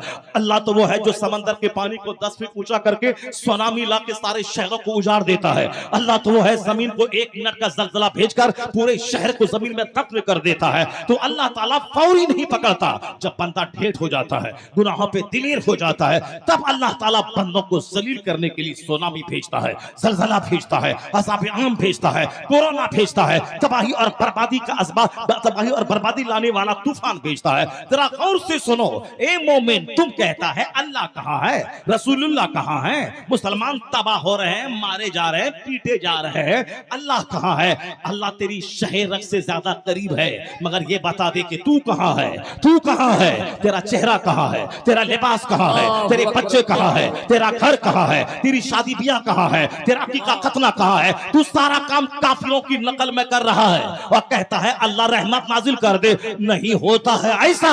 जो काम अल्लाह के महबूब मुस्तफा की नकल में होता है, नमाज नकल में, रोजा नकल में, हज ज़कात नकल में, लिबास नकल में, शादी ब्याह नकल में, अकीका खतना नकल में, मकाम की तामीर नकल में, बाल बच्चों की तरबियत नकल में, जो गुलामी मुस्तफा बनकर मुस्तफा की नकल करता है, अल्लाह हुकूमत यहाँ देता है, सल्तनत यहाँ देता है, इज्जत यहाँ देता है, हरियाली यहाँ देता है, हम मरे तो मुस्तफा के पड़ोस में जन्नत वहाँ देता है। बेशक, जिंदाबाद जिंदाबाद। हक काम सारा काफिरों जैसा। अब बोलते हो अल्लाह कहाँ है? सुनो, आखिरी बात गौर से सुन ले। कुरान शरीफ में हर दर्द की दवा है, हर प्रॉब्लम का हल है। कुरान में आया है, ए हबीब आप लोगों को कहानी सुनाइए। वो कहानी कौन सी सुनाने का हुक्म दिया है अल्लाह ने? जनाब मूसा अलैहिस्सलाम 2,24,000 नबियों में उलुल अज़्म रसूल हैं 5, 313 रसूल, उसमें 5 बड़े रसूल। एक नाम मूसा अलैहिस्सलाम का। 6 लाख फौज लेकर जनाब मूसा अलैहिस्सलाम चले कौम जब्बारीन से जिहाद करने के लिए। 6 लाख फौज, 6,000 नहीं, 600 नहीं, 6 लाख फौज। ये कब की बात है? आज से 3,000 साल पहले की बात है। 6 लाख फौज लेके चले। कौन? जो नबी ही नहीं है, रसूल ही नहीं है, उलुल अज़्म रसूल है, साहिब अजीमत रसूल। कुरान शरीफ में सबसे ज्यादा चर्चा अंबिया कराम में, सरकार दो जहां पे तो पूरा कुरान ही नाजिल हुआ है, सरकार का चर्चा तो है ही, लेकिन दूसरे जितने भी अंबिया कराम हैं उन सभाओं में सबसे ज्यादा चर्चा जनाब मूसा अलैहिस्सलाम का कुरान शरीफ में मौजूद है। सूरह बकरा में वहीं से चर्चा शुरू हो जाता है। अब पूरे कुरान में जहां भी पढ़ें सबसे ज्यादा मूसा अलैहिस्सलाम से रिलेटेड कहानियां बयान की गई है। जिस सूरत को आप टच करें सब में जनाब मूसा अलैहिस्सलाम की कहानियां आपको मिलेंगी। सबसे ज्यादा उनकी कहानी है। 6 लाख फौज लेकर जनाब मूसा अलैहिस्सलाम चले, किससे जिहाद करने के लिए? कौम जब्बारीन से जिहाद करने के लिए। वह जबरदस्त कौम थी। 6 लाख फौज को लेके चले उनसे जिहाद करने के लिए, चूंकि बहुत ताकतवर हैं और बड़े शरीर किस्म के ये लोग हैं। और वो लोग रहते कहाँ थे? बैतुल मुक़द्दस के पास रहते थे। वहां गए जनाब मूसा अलैहिस्सलाम जिहाद करने के लिए उससे। वही बैतुल मुक़द्दस जहां आज यहूदी आज मुसलमानों को परेशान कर रहा है। और वो बोला था, घमंड में था कि हम 2-4 दिन में कज़ा तबाह कर देंगे। 4 महीने हो गए, अल्लाह ने यहूदियों का गुरूर तोड़ दिया। मुट्ठी भर नौजवानों ने उनका जीना हराम करके बता दिया कि एटम बम से जहां काम नहीं चलता है वहां सदाए तकबीर से काम चल जाता है। इन नौजवानों ने बता दिया है कि तू 4 दिन में तबाह करने का सपना देखा था। 4 महीने हो गए और अभी घिघिया के डील करने के लिए अपने लोगों को लगा दिया है ताकि जंग बंदी हो जाए। तो अब वो घिघिया रहा है, बोलता है कि हाँ हाँ अब मेरा दज्जाल आएगा, मेरा मसीहा आएगा। तो तुम्हारा दज्जाल आएगा तो दज्जाल को कत्ल कर रहे, मेरा भी ईसा आने वाला है। अब वो वक्त आ गया है, मेरा ईसा आने वाला है। और हर यहूदी को खदेड़ के भगाएगा। यहूदी को भागने की जगह नहीं मिलेगी, या तो कलमा पढ़ेगा या मुजाहिद के हाथों कत्ल किया जाएगा। वह दरख्त में भी छुपेगा तो दरख्त बोलेगा यहाँ यहूदी छुपा है, या तो कत्ल किया जाएगा या फिर कलमा पढ़ के मोहम्मदी बन जाएगा। एक मजहब इस्लाम रहेगा और एक मसलक अहले सुन्नत व जमात रहेगा। पूरी दुनिया में इस्लाम ही इस्लाम रहेगा। ला यबका अला ज़हरिल अर्द बैतु मदरिया वाला फब्र इल्ला अदखलहुल्लाहु कलिमतल इस्लाम। मिशकात की हदीस में आया है, रूए जमीन पर कोई कच्चा पक्का घर नहीं बचेगा मगर वहां अल्लाह इस्लाम का कलमा दाखिल फरमा देगा। भले ही हम लोग नहीं रहेंगे, मर जाएंगे, मगर वो दिन आके रहेगा, पूरी दुनिया के हर घर में इस्लाम पहुंच के रहेगा। जनाब मूसा अलैहिस्सलाम जिहाद करने के लिए गए। अब 6 लाख फौज आपके साथ में है, नबी की कमांडिंग है, 6 लाख फौज है, सारी जंग जीती जाएगी। कौन जंग रहेगी जिस जो जंग में फतह हासिल न हो। लेकिन सुनना जरूर, अल्लाह रब्बुल इज्जत फतह देने वाला है, अल्लाह ही शिकस्त देने वाला है। अल्लाह ताला मुसलमानों को दुनिया में आजमाइशों में डालता है, वरना अल्लाह ताला चाहे तो सब काम अल्लाह ताला कर देगा, तो फिर हम लोग किस काम के लिए हैं। अगर अल्लाह ताला ही काफिरों को मार देगा, जो मस्जिद पे चढ़ेगा अल्लाह ताला उसको जमीन में धंसा देगा, फिर हम लोग तो क्या करेंगे? सिर्फ खाएंगे पिएंगे, निकाह करेंगे, शादी ब्याह करेंगे, 4 औरतों को लेकर के रहेंगे, 50 बच्चा पैदा करेंगे, शराब पिएंगे, मस्ती करेंगे।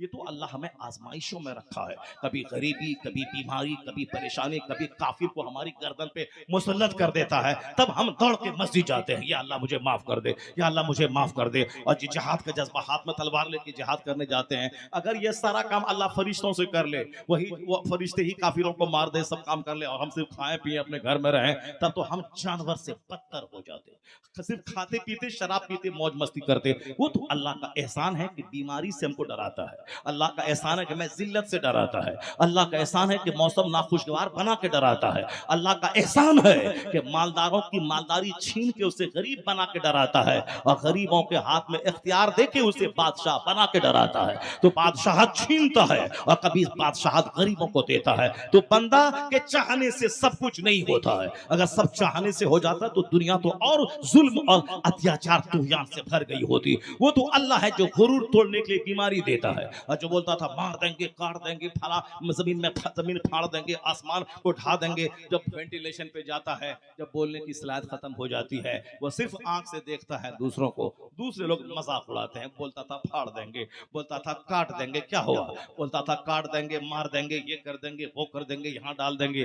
कोरोना का कीड़ा आ गया और उसके बाद फिर ये सब के सब दुम दबा के भाग गए। अब साहब कोरोना का कीड़ा आ गया, अब मास्क पहनना है, सोशल डिस्टेंसिंग करना है, बोला था फाड़ देंगे, काट देंगे। एक छोटा सा कीड़ा घमंड को चूर चूर करके रख दिया। गुरूर उठा दिया चाइना का, गुरूर उठा दिया अमेरिका का, गुरूर तोड़ दिया जो लोग मारने और काटने की बात करते थे। इसलिए एक कौम मुस्लिम अल्लाह है, अल्लाह ही सब कुछ देने वाला है, वही शिकस्त देने वाला है, वही फतह देने वाला है। जब तुम हाथ अल्लाह वाला बन जाओगे और दुश्मन तुझको मारना चाहेगा और तू कमजोर रहेगा, तो जिस तरह मच्छर मक्खी से अल्लाह ने नमरूद का गुरूर तोड़ा था, उसी तरह एक मच्छर से काफिरों का गुरूर अल्लाह तोड़ के रख देगा।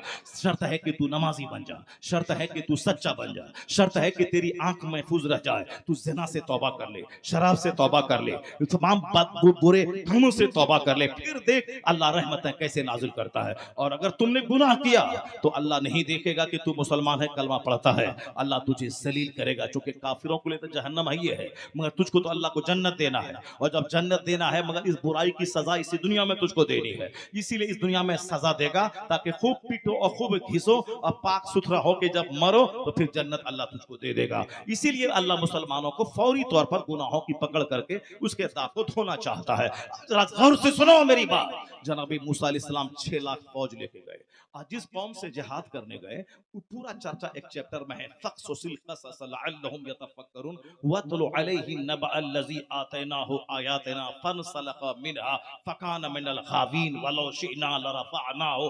अल्लाह कहता है कि उसी कौम में एक शख्स था जिसको अल्लाह ने अच्छा इल्म दिया था, उसको इसमें आज़म का इल्म में था। वो जो दुआ मांगता था दुआ उसकी कबूल हो जाती थी और वो बहुत बड़ा मर्तबा उसका था। अल्लाह कहता है वलो शीना लरफ़अनाहु, अगर हम चाहते तो उसको बहुत बुलंद कर देते, वलाकिन्नहु अखलता इलल अर्द, मगर वो जमीन पकड़ के रह गया। हम उसको बुलंदी देने वाले थे मगर वह लालच में घिर गया, शहवत का गुलाम हो गया, माल दौलत का गुलाम हो गया, जमीन पकड़ लिया। हम तो उसे आसमान तक पहुंचाना चाहते थे मगर वह जमीन पकड़ लिया।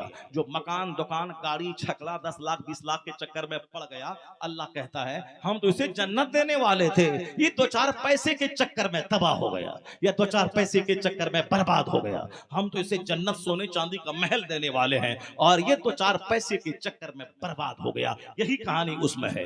बलम बिन बाउरा एक शख्स था जिसकी दरसगाह में 12,000 लोग दवात और कलम लेके उनकी गुफ्तगू नोट करने के लिए बैठते थे। इतना बड़ा मुअल्लिम था वो, इसमें आजम उसको मालूम था। जो दुआ करता था दुआ कबूल होती थी। जब मूसा अलैहिस्सलाम की फौज ने हमला किया, हमला करना चाहा और फौज करीब आने लगी तो उस कौम के लोग आ गए बलम के पास और कहा कि तू मुझसे वो दावत है, तू मूसा अलैहिस्सलाम के खिलाफ दुआ कर ताकि हमारी कौम हारे नहीं, उसकी कौम हार जाए, वरना वे लोग हमारे शहर पे हमला करेंगे, हमारे शहर को लूट लेंगे, हमारे शहर पे कब्जा कर लेंगे। कहा नहीं नहीं, वो अल्लाह के नबी हैं, मैं उसके खिलाफ नहीं दुआ कर सकता है। जरा गौर से सुनना मेरी बात, अब फिर तुम्हारे हर 100 सवाल का जवाब इसमें मौजूद है। जरा जोर से बोलो सुभान अल्लाह, हाथ उठा के बोलो ला इलाहा इल्लल्लाह। गौर से सुनो इसको और अपने बाप भाई को सुनाओ और अपनी बहनों को सुनाओ और चौक चौराहे पे पान की दुकान पे अपने सारे भाई को सुनाओ गौर से। तुम बोलता है ना कि अल्लाह कहाँ है, रसूलुल्लाह कहाँ है, मुसलमान जलील क्या हो गया, पढ़ा लिखा मौलवी बोलता है गौसे आजम कहाँ है, बगदाद लूट गया, गौसे आजम कहाँ है। तेरे 1000 सवाल का जवाब इसमें मौजूद है। फिर आके मत बोलना कि हमको समझाया नहीं गया। तू बोलता है ना कि आज हम मुसलमान हैं, नबी के गुलाम हैं, हम कलमा पढ़ने वाले हैं, हम नमाजी हैं और हम परेशान क्यों हैं। तुम्हारी इस सवाल का जवाब इसमें मौजूद है और जवाब तो वहां भी मौजूद है। फजर के टाइम में धामनगर शरीफ में अगर 25 मस्जिद है तो 2500 मस्जिद के अंदर झांक के देखना, आबादी है मोहल्ले की 1000 और नमाजी हैं 5 आदमी, ये 95 आदमी घर में सोए हुए हैं और कहता है अल्लाह कहाँ है, अल्लाह कहाँ है। अरे तू कहाँ है, तू कहाँ है, ये गरीबान में झांक के देख के तू कहाँ है। अगर 100% नमाजी मस्जिद में हो जाए तो जो काम बम से नहीं होगा वो नमाजी की दुआ से हो जाएगा, वो नमाजी के सजदे से हो जाएगा। जो हाल तेरे धामनगर की मस्जिद का है वही हाल पूरे हिंदुस्तान का है और वही हाल पूरी दुनिया का है, तो वही हाल पूरी दुनिया का है। तो अपने अंदर गरीबान में झांक के देख और सारी दुनिया के मुसलमानों के हालात का जायजा ले ले। बलम का बोला नहीं नहीं, वो अल्लाह के नबी है, उसके खिलाफ हम दुआ नहीं करेंगे। लोगों ने नजराना देना शुरू किया, तोहफा तहफ़ दिया, इतना तोहफा दिया ये बेचारा तोहफे के लालच में पढ़ करके उन कौम की ख्वाहिश पूरी करने के लिए बद्दुआ करने के लिए पहाड़ पे चढ़ गया। पहाड़ जो इसमें आजम उसको मालूम था, जो मुस्तजाब दावत था, 12,000 स्टूडेंट्स जिसकी महफिल में दावत कलम लेके जिसकी बात को लिखने के लिए बैठते थे। इतना बड़ा मर्तबा अल्लाह कहता वलो शीना लरफ़अनाहु, अगर हम चाहते उसको बुलंद कर देते जो इल्म हमने उसको दिया था, मगर ये दुनिया के चक्कर में पड़ के बर्बाद हो गया। तोहफा तहफ़ लोगों ने दिया, तोहफा तहफ़ नजराने के चक्कर में दब गया और ये खड़ा होके दो बद्दुआ करने लगा। जब ये बद्दुआ करने लगा तो जबान उसकी लटक गई कुत्ते की तरह, सीने पे जबान लटक के आ गई। कुरान क्या कहता है कि इन ततरुकहु यलहस इन तहमिल अलैहि यलहस और ततरुकहु अलैहि यलहस। कुरान कहता है इसकी मसलहु का मसलिल कल्ब, इसकी मिसाल कुत्ते की के कुत्ते को पर बोझ डालो तो भी जबान निकालता है, अब बोझ नहीं डालो तो भी जबान निकालता है। यानी कुत्ते की तरह ये लालची हो गया, तो माल दौलत के शौक में मूसा अलैहिस्सलाम के खिलाफ बद्दुआ करने के लिए ये पहाड़ पे चढ़ के बद्दुआ करना शुरू किया। और जब ये बद्दुआ करने लगा तो जबान लटक के यहाँ तक आ गई। अल्लाह कहता है कुत्ते की तरह जबान लटक गई उसकी, बोझ डालो तो भी जबान लटकाए और कुत्ते को छोड़ दो तो भी जबान लटकाता है, पत्थर मारो तो भी कुत्ता हड्डी समझ के पलटता है, पत्थर भी मारो तो भी समझता है कि हड्डी है। जो दुनिया का हरीस, जो दुनिया का लालची है, वो पैसे के पीछे पागल रहता है, इतना पागल रहता है कि हलाल से मिले या हराम से मिले नहीं देखता, अंधा होकर सिर्फ वो माल चाहता है। अल्लाह उसे जलील कर देता। मिसाल उसकी कुत्ते जैसी के पत्थर फेंको तो भी वो पैसा हड्डी समझ करके वो पलटता है और जबान लटकाता है। मसलहु का मसलिल कल्ब। जबान लटक गई, उसी तरह सारी जिंदगी लटकी रही, वो जलील और रुस्वा हो गया। अब वो क्या बोला, ए मेरी कौम मैं तो बर्बाद हो गया, मेरी दुनिया भी गई, मेरी आखिरत भी गई, मैं तो बर्बाद हो ही गया तुम्हारे चक्कर में, ये देखो मेरा क्या हाल हो गया। अब उन्होंने कहा अलबत्ता मेरी एक बात मान ले, एक मेरा मशवरा है, मशवरा ये है कि अगर तू चाहता है कि मूसा अलैहिस्सलाम की कौम तुझ पर गालिब नहीं आए, वो तू शिकस्त खा जाए, तो एक बात मेरी याद रख लेना, वो शिकस्त खा जाएंगे। ये बता इतना हाल बुरा हो गया है, जबान लटक गई है, दुनिया आखिरत दोनों तबाह हो गई है, अपनी कौम की मोहब्बत में वो एक गलत मशवरा उसको दे रहा है अपनी कौम के लोगों को। जरा गौर करना, अंसारी जोलाहा नदाब शेख पठान के चक्कर में जो पढ़ के तुम लोग मस्जिद में एक और मस्जिद से बाहर जंग कर रहे हो, और फिर छोटी छोटी बात में जो जंग कर रहे हो, ये सारे काफिर तुझको मिटाने के लिए एक हो गए हैं, यहूदी नसरानी एक हो गए हैं, हिंदुस्तान का राजपूत ब्राह्मण और दलित और शूद्र मुसहर ये सब बोलता हम एक हो गए हैं,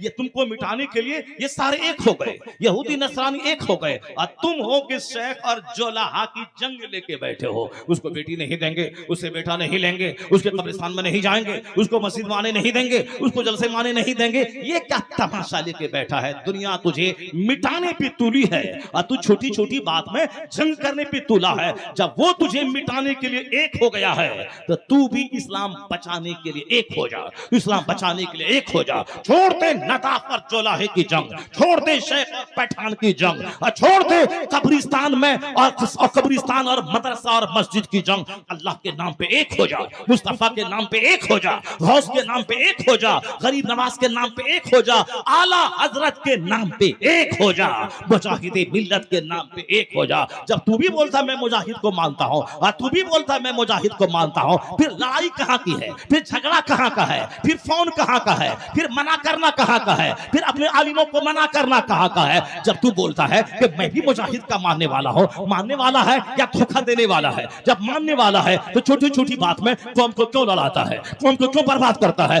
काफिर तुझे काटने के लिए एक हो गया है और तू आपस में कट क्यों रहा है? छोड़ दे सारी बातें, एक हो जा, मुजाहिद के नाम पे एक हो जा, आला हजरत के नाम पे एक हो जा। जब तू एक हो जाएगा तो फिर तू बोलेगा तू एक हुआ है मिटाने के लिए, अब हम एक हुए हैं इस्लाम बचाने के लिए। तेरा इत्तेहाद उसका गुरूर तोड़ देगा, तेरा इत्तेहाद उसका गुरूर तोड़ देगा। छोटी छोटी बात को छोड़ दे, मुजाहिदे मिल्लत के नाम पे एक हो जा, एक हो जा। हमारी कोई हैसियत नहीं है, मौलाना की हमारी कोई हैसियत नहीं है, मुजाहिदे मिल्लत के नाम पे तो एक हो जा, आला हजरत के नाम पे तो एक हो जा, गौसे आजम के नाम पे एक हो जा। छोटी छोटी बात छोड़ दे, हटा दे, न किसी मामा की बात कर, न किसी भांजा की बात कर, न किसी मौलवी की बात कर, न किसी किराएदार की बात कर। मुजाहिद के नाम पे एक हो जा, आला हजरत के नाम पे एक हो जा, गरीब नवाज के नाम पे एक हो जा। जब एक हो जाएगा कुफ्र थर्राएगा, शिर्क मिट जाएगा। नारे तकबीर, नारे रिसालत, उलमा अहले सुन्नत। वाह सुभान अल्लाह, सुभान। सुनो गौर से, सुनो गौर से मेरी बात जो मैं कह रहा हूं। उसने क्या मशवरा दिया? उस शख्स ने मशवरा दिया कि अगर तू शिकस्त चाहता है कि मूसा अलैहिस्सलाम की कौम को शिकस्त मिल जाए, सिर्फ एक काम करना, सिर्फ एक काम करना। सबकी तवज्जो है मेरी तरफ, सब सुन रहे हैं मेरी बात? तो क्या कहा उस शख्स जो दुनिया तबाह बर्बाद हो गया, जिसको इसमें आजम मालूम था, जो दुआ करता था दुआ कबूल होती थी, मगर दुनिया के माल ने उसको बर्बाद कर दिया।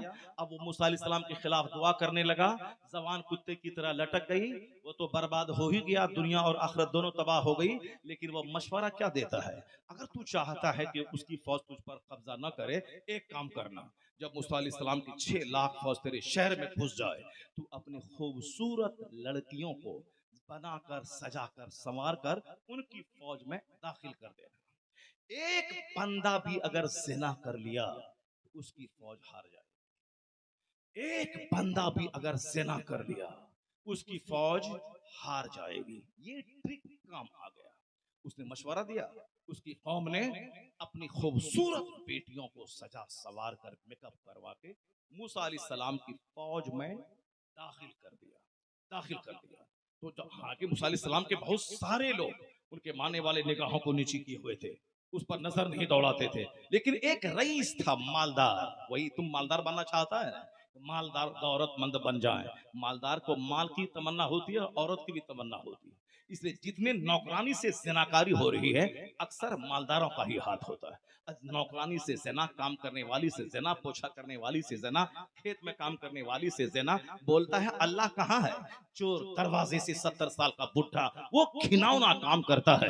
अगर लोगों के सामने बाज़ाहिर हो जाए तो दाढ़ी और जुब्बे का सारा भरम टूट जाएगा। सामने मेकअप करके चिकना बनना चाहता है। अब बंद कमरे का हाल अल्लाह को मालूम होता है। जरा गौर से सुन ले, कहता अल्लाह कहाँ है, रसूलुल्लाह कहाँ है, जरा देख लेना। एक रईस ने खूबसूरत लड़की को देखा, उसे गोद में उठाया, मूसा अलैहिस्सलाम के पास पहुंच गया और कहा कि हुजूर ये मेरे लिए हलाल है या हराम है? मूसा अलैहिस्सलाम ने कहा ए बदबख्ती से हटा दे, अपने जुदा कर, ये हराम है, ये हराम है, अपने से अलग कर। मगर शहवत का, ख्वाहिश का भूत सवार जब हो जाता है, मौलाना मौलवी की तकरीर असर नहीं करती है। बड़ा हक समझाने आए हैं, बड़े बड़े मौलाना आए चले गए, ये हक बताने आए हैं, ये हमको नमाज पढ़वाने आए हैं। हाँ हाँ, तुम जाओ जहन्नम में जाओ, हराम चाटो, ज़िना करो, शराब पियो, नमाज छोड़ो और जहन्नम में चले जाओ। तुम जाओ, जब तुम जहन्नम में जाने के लिए ही पैदा हुआ है तो तुझको तकरीर अच्छी कहां लगेगी? तू तो तकरीर समझाने वाले को बहुत समझेगा ही। इसीलिए जिसको अमल नहीं करना होता है वह मौलाना के खिलाफ कुछ न कुछ इल्जाम लगाता है। इसकी पगड़ी टेढ़ी है, इसकी नाक टेढ़ी है, इसका तौलिया अच्छा नहीं है, इसका पैर चौड़ा है, इसका मुंह ऐसा है, वो फला जगह ऐसा था, वो हलवा खा रहा था, वहां चौक चौराहे पे पान खा रहा था, वह गुटखा खा के पीर की फेंक रहा था। अरे गुटखा खा रहा था, हलवा खा रहा था, पान खा रहा था, ये हराम तो नहीं है ना? मगर शराब पीना तो हराम है, ज़िना करना तो हराम है। और तू शराब पी रहा है, तू ज़िना कर रहा है, तू नमाज छोड़ रहा है और आलिम के खिलाफ बोलता है। वो हलवा खा रहा था चौक पे घूम घूम के, अगर घूम घूम के हलवा खा रहा था तो हराम कर रहा था क्या वो? लेकिन चूंकि शैतान उसको बताता है कि तू जो कर रहा है और ये तुमको समझा रहा है, तुझको अमल नहीं करना है, तो उनका ये ऐब दिखा देता है शैतान। अब उसको ये हाईलाइट करता है। जब ये खुद बुरा है तो दूसरे को क्या समझाएगा? जब ये खुद पान खाता है दूसरे को क्या समझाएगा? जब ये खुद खैनी खाता है दूसरे को क्या समझाएगा? शैतान बहुत चालाक है। इसीलिए न समाज के जमींदारों की ग़ीबत चाय की दुकान पे होती है, न पत्नीदार की ग़ीबत चाय की दुकान पे होती है। ग़ीबत किसकी होती है? मौलाना की होती है, इमाम साहब की होती है, मुअज्जिन साहब की होती है। जो सारा शहर सोया है और जो मौलाना 5 वक्त नमाज मस्जिद में सफ़े अव्वल में पढ़ता है, जो मुअज्जिन 5 बार अजान देता है, कम से इतना ही तो समझ लेता ये मुझसे अच्छा है, ये अजान देता है, 5 टाइम नमाज पढ़ता है, हम 1000 कुछ करें मगर ये हमसे बेहतर है। ये शैतान कभी दिल में ये बात आने नहीं देता है। और जिस दिन ये बात आ गई ये मुझसे बेहतर है, तब वो उनकी बात पर अमल भी करेगा, उसकी नकल भी करेगा। तो शैतान कब चाहता है कि तू जन्नत चला जाए, इसीलिए समझाने वाले के खिलाफ दिमाग में बात डाल देता है ताकि ये अपने दिल को समझा दे। ये खुद गलत है तो ये हमको क्या समझाएगा? ताकि शराब पीता रहे, ज़िना करता रहे। यही हाल शुरू से अब तक तमाम शरीरों का रहा है कि समझाने वाले ही में कोई न कोई ऐब निकाल के उसी को ट्यूमरलाइज कर दिया ताकि कोई समझाने वाला नहीं रहे। सुनो गौर से, वो मालदार किस दिमाग पे शहवत का भूत सवार था। अब वो नबी, अल्लाहु समद नबी, रसूल, उलुल अज़्म रसूल, बड़े रसूल 5 हैं। मूसा अलैहिस्सलाम, ईसा अलैहिस्सलाम, नूह अलैहिस्सलाम, इब्राहीम अलैहिस्सलाम और हमारे पैगंबर आखिर ज़मान सल्लल्लाहु तआला अलैहि वसल्लम। ये 5 जबरदस्त बड़े साहिब अजीमत रसूल हैं। उसी में से एक मूसा अलैहिस्सलाम है, सिर्फ नबी नहीं, सिर्फ रसूल नहीं, उलुल अज़्म, बड़े मर्तबा वाले रसूल। अब क्या कह रहा है वो? उन्होंने समझाया कि हराम है, ये हराम है, उसको अपने से जुदा कर। मगर चूंकि दिमाग में वो औरत बैठ चुकी थी, नशा छा चुका था, चाहे जहन्नम ही क्यों न जाए। उसी तरह आजकल नौजवान लड़के रमजान के दिनों में नई शादी किसी की होती है तो वो अपनी बीवी के पास दिन में रहता है, जबकि वो रोजे से रहता है, लेकिन दिमाग में कुछ शैतान तो कैद हो जाता है, लेकिन इसके नफ्स ने भूचाल मारा, अब पांव दबाती रही। उसी में उसको जुनून आया। अब जुनून जब चढ़ता है तो फौरन कमरे से भाग जाए, फौरन वहां से भाग जाए, वजू करके कुरान पाक पढ़ने लगे। नहीं, जहां जुनून चढ़ा वो सोच समझता कि एक रोजा के बदले 60 रोजा रख लेंगे, सब कुछ कर लेंगे, अल्लाह माफ कर देगा। उस वक्त वह सोहबत कर लेता है। जब सोहबत से फारिग होता है तब वह रोने लगता है, क्या कर दिया हमने। अब वह दौड़ के मौलाना के पास आता, हुजूर हमसे जुल्म हो गया, हुजूर हमसे खता हो गई। अरे क्या हुआ रे, क्या हुआ रे? क्या हुजूर क्या करें, पांव दबा रही थी। नहीं जी, मन माना, हमने ऐसा कर लिया। अब क्या होगा हुजूर, क्या होगा हुजूर? अब एक रोजा के बदले में 60 रोजा कंटिन्यू रखना रखना पड़ेगा। 60 रोजा कंटिन्यू।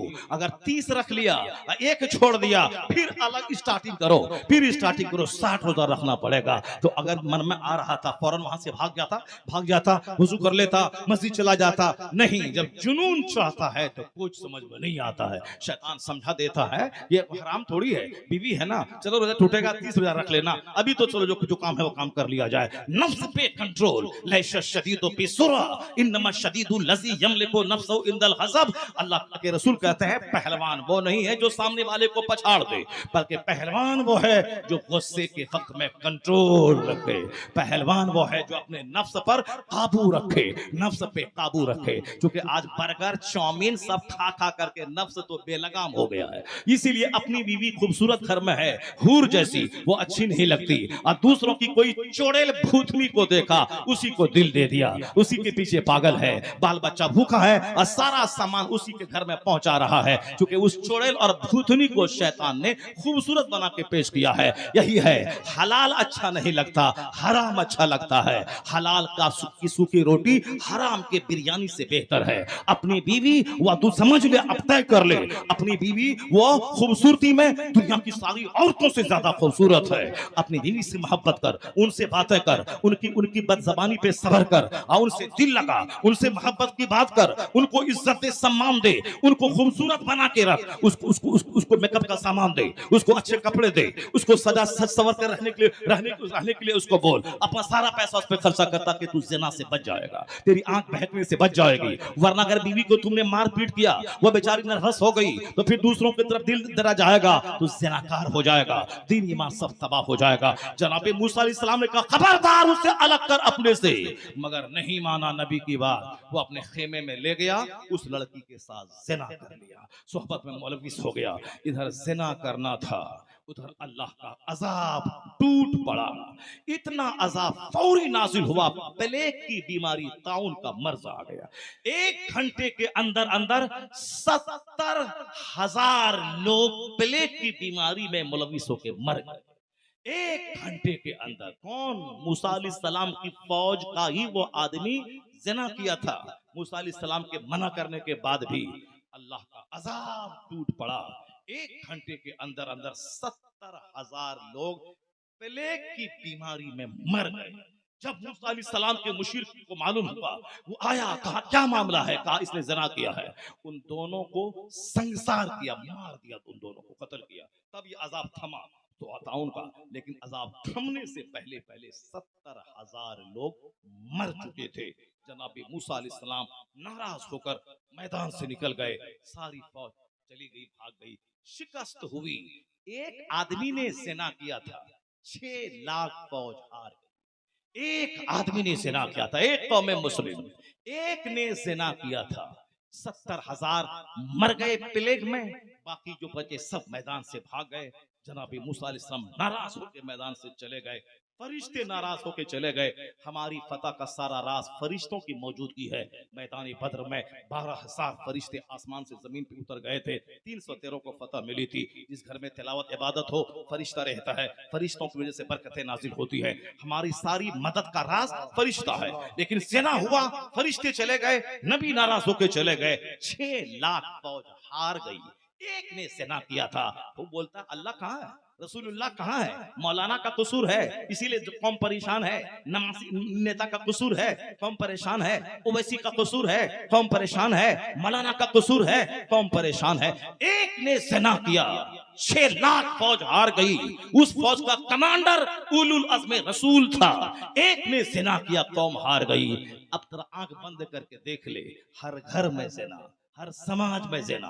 क्या उड़ीसा, क्या बिहार, क्या बंगाल, क्या झारखंड, क्या हिंदुस्तान, क्या पाकिस्तान, क्या जॉर्डन, क्या मिस्र, क्या अमेरिका, क्या कतर, क्या बहरीन, हर घर में ज़िना, हर सोसाइटी में ज़िना, हर बिरादरी में ज़िना, अमीर में ज़िना, गरीब में ज़िना, शहर में ज़िना, देहात में ज़िना। ये बता दे, एक जिना किया 6 लाख फौज हार गई। यहाँ कदम कदम पे जिनाकार मौजूद है और तू बोलता है अल्लाह कहाँ है।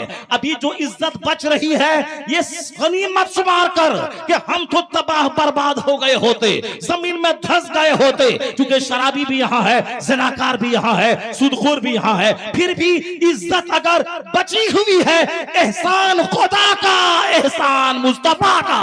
बेशक हक जिंदाबाद जिंदाबाद जिंदाबाद। वाह वाह वाह वाह वाह वाह वाह, माशाअल्लाह, जिंदाबाद जिंदाबाद जिंदाबाद। सुभान और 1000 सवाल का जवाब तुम्हारे पास, 1000 सवाल का।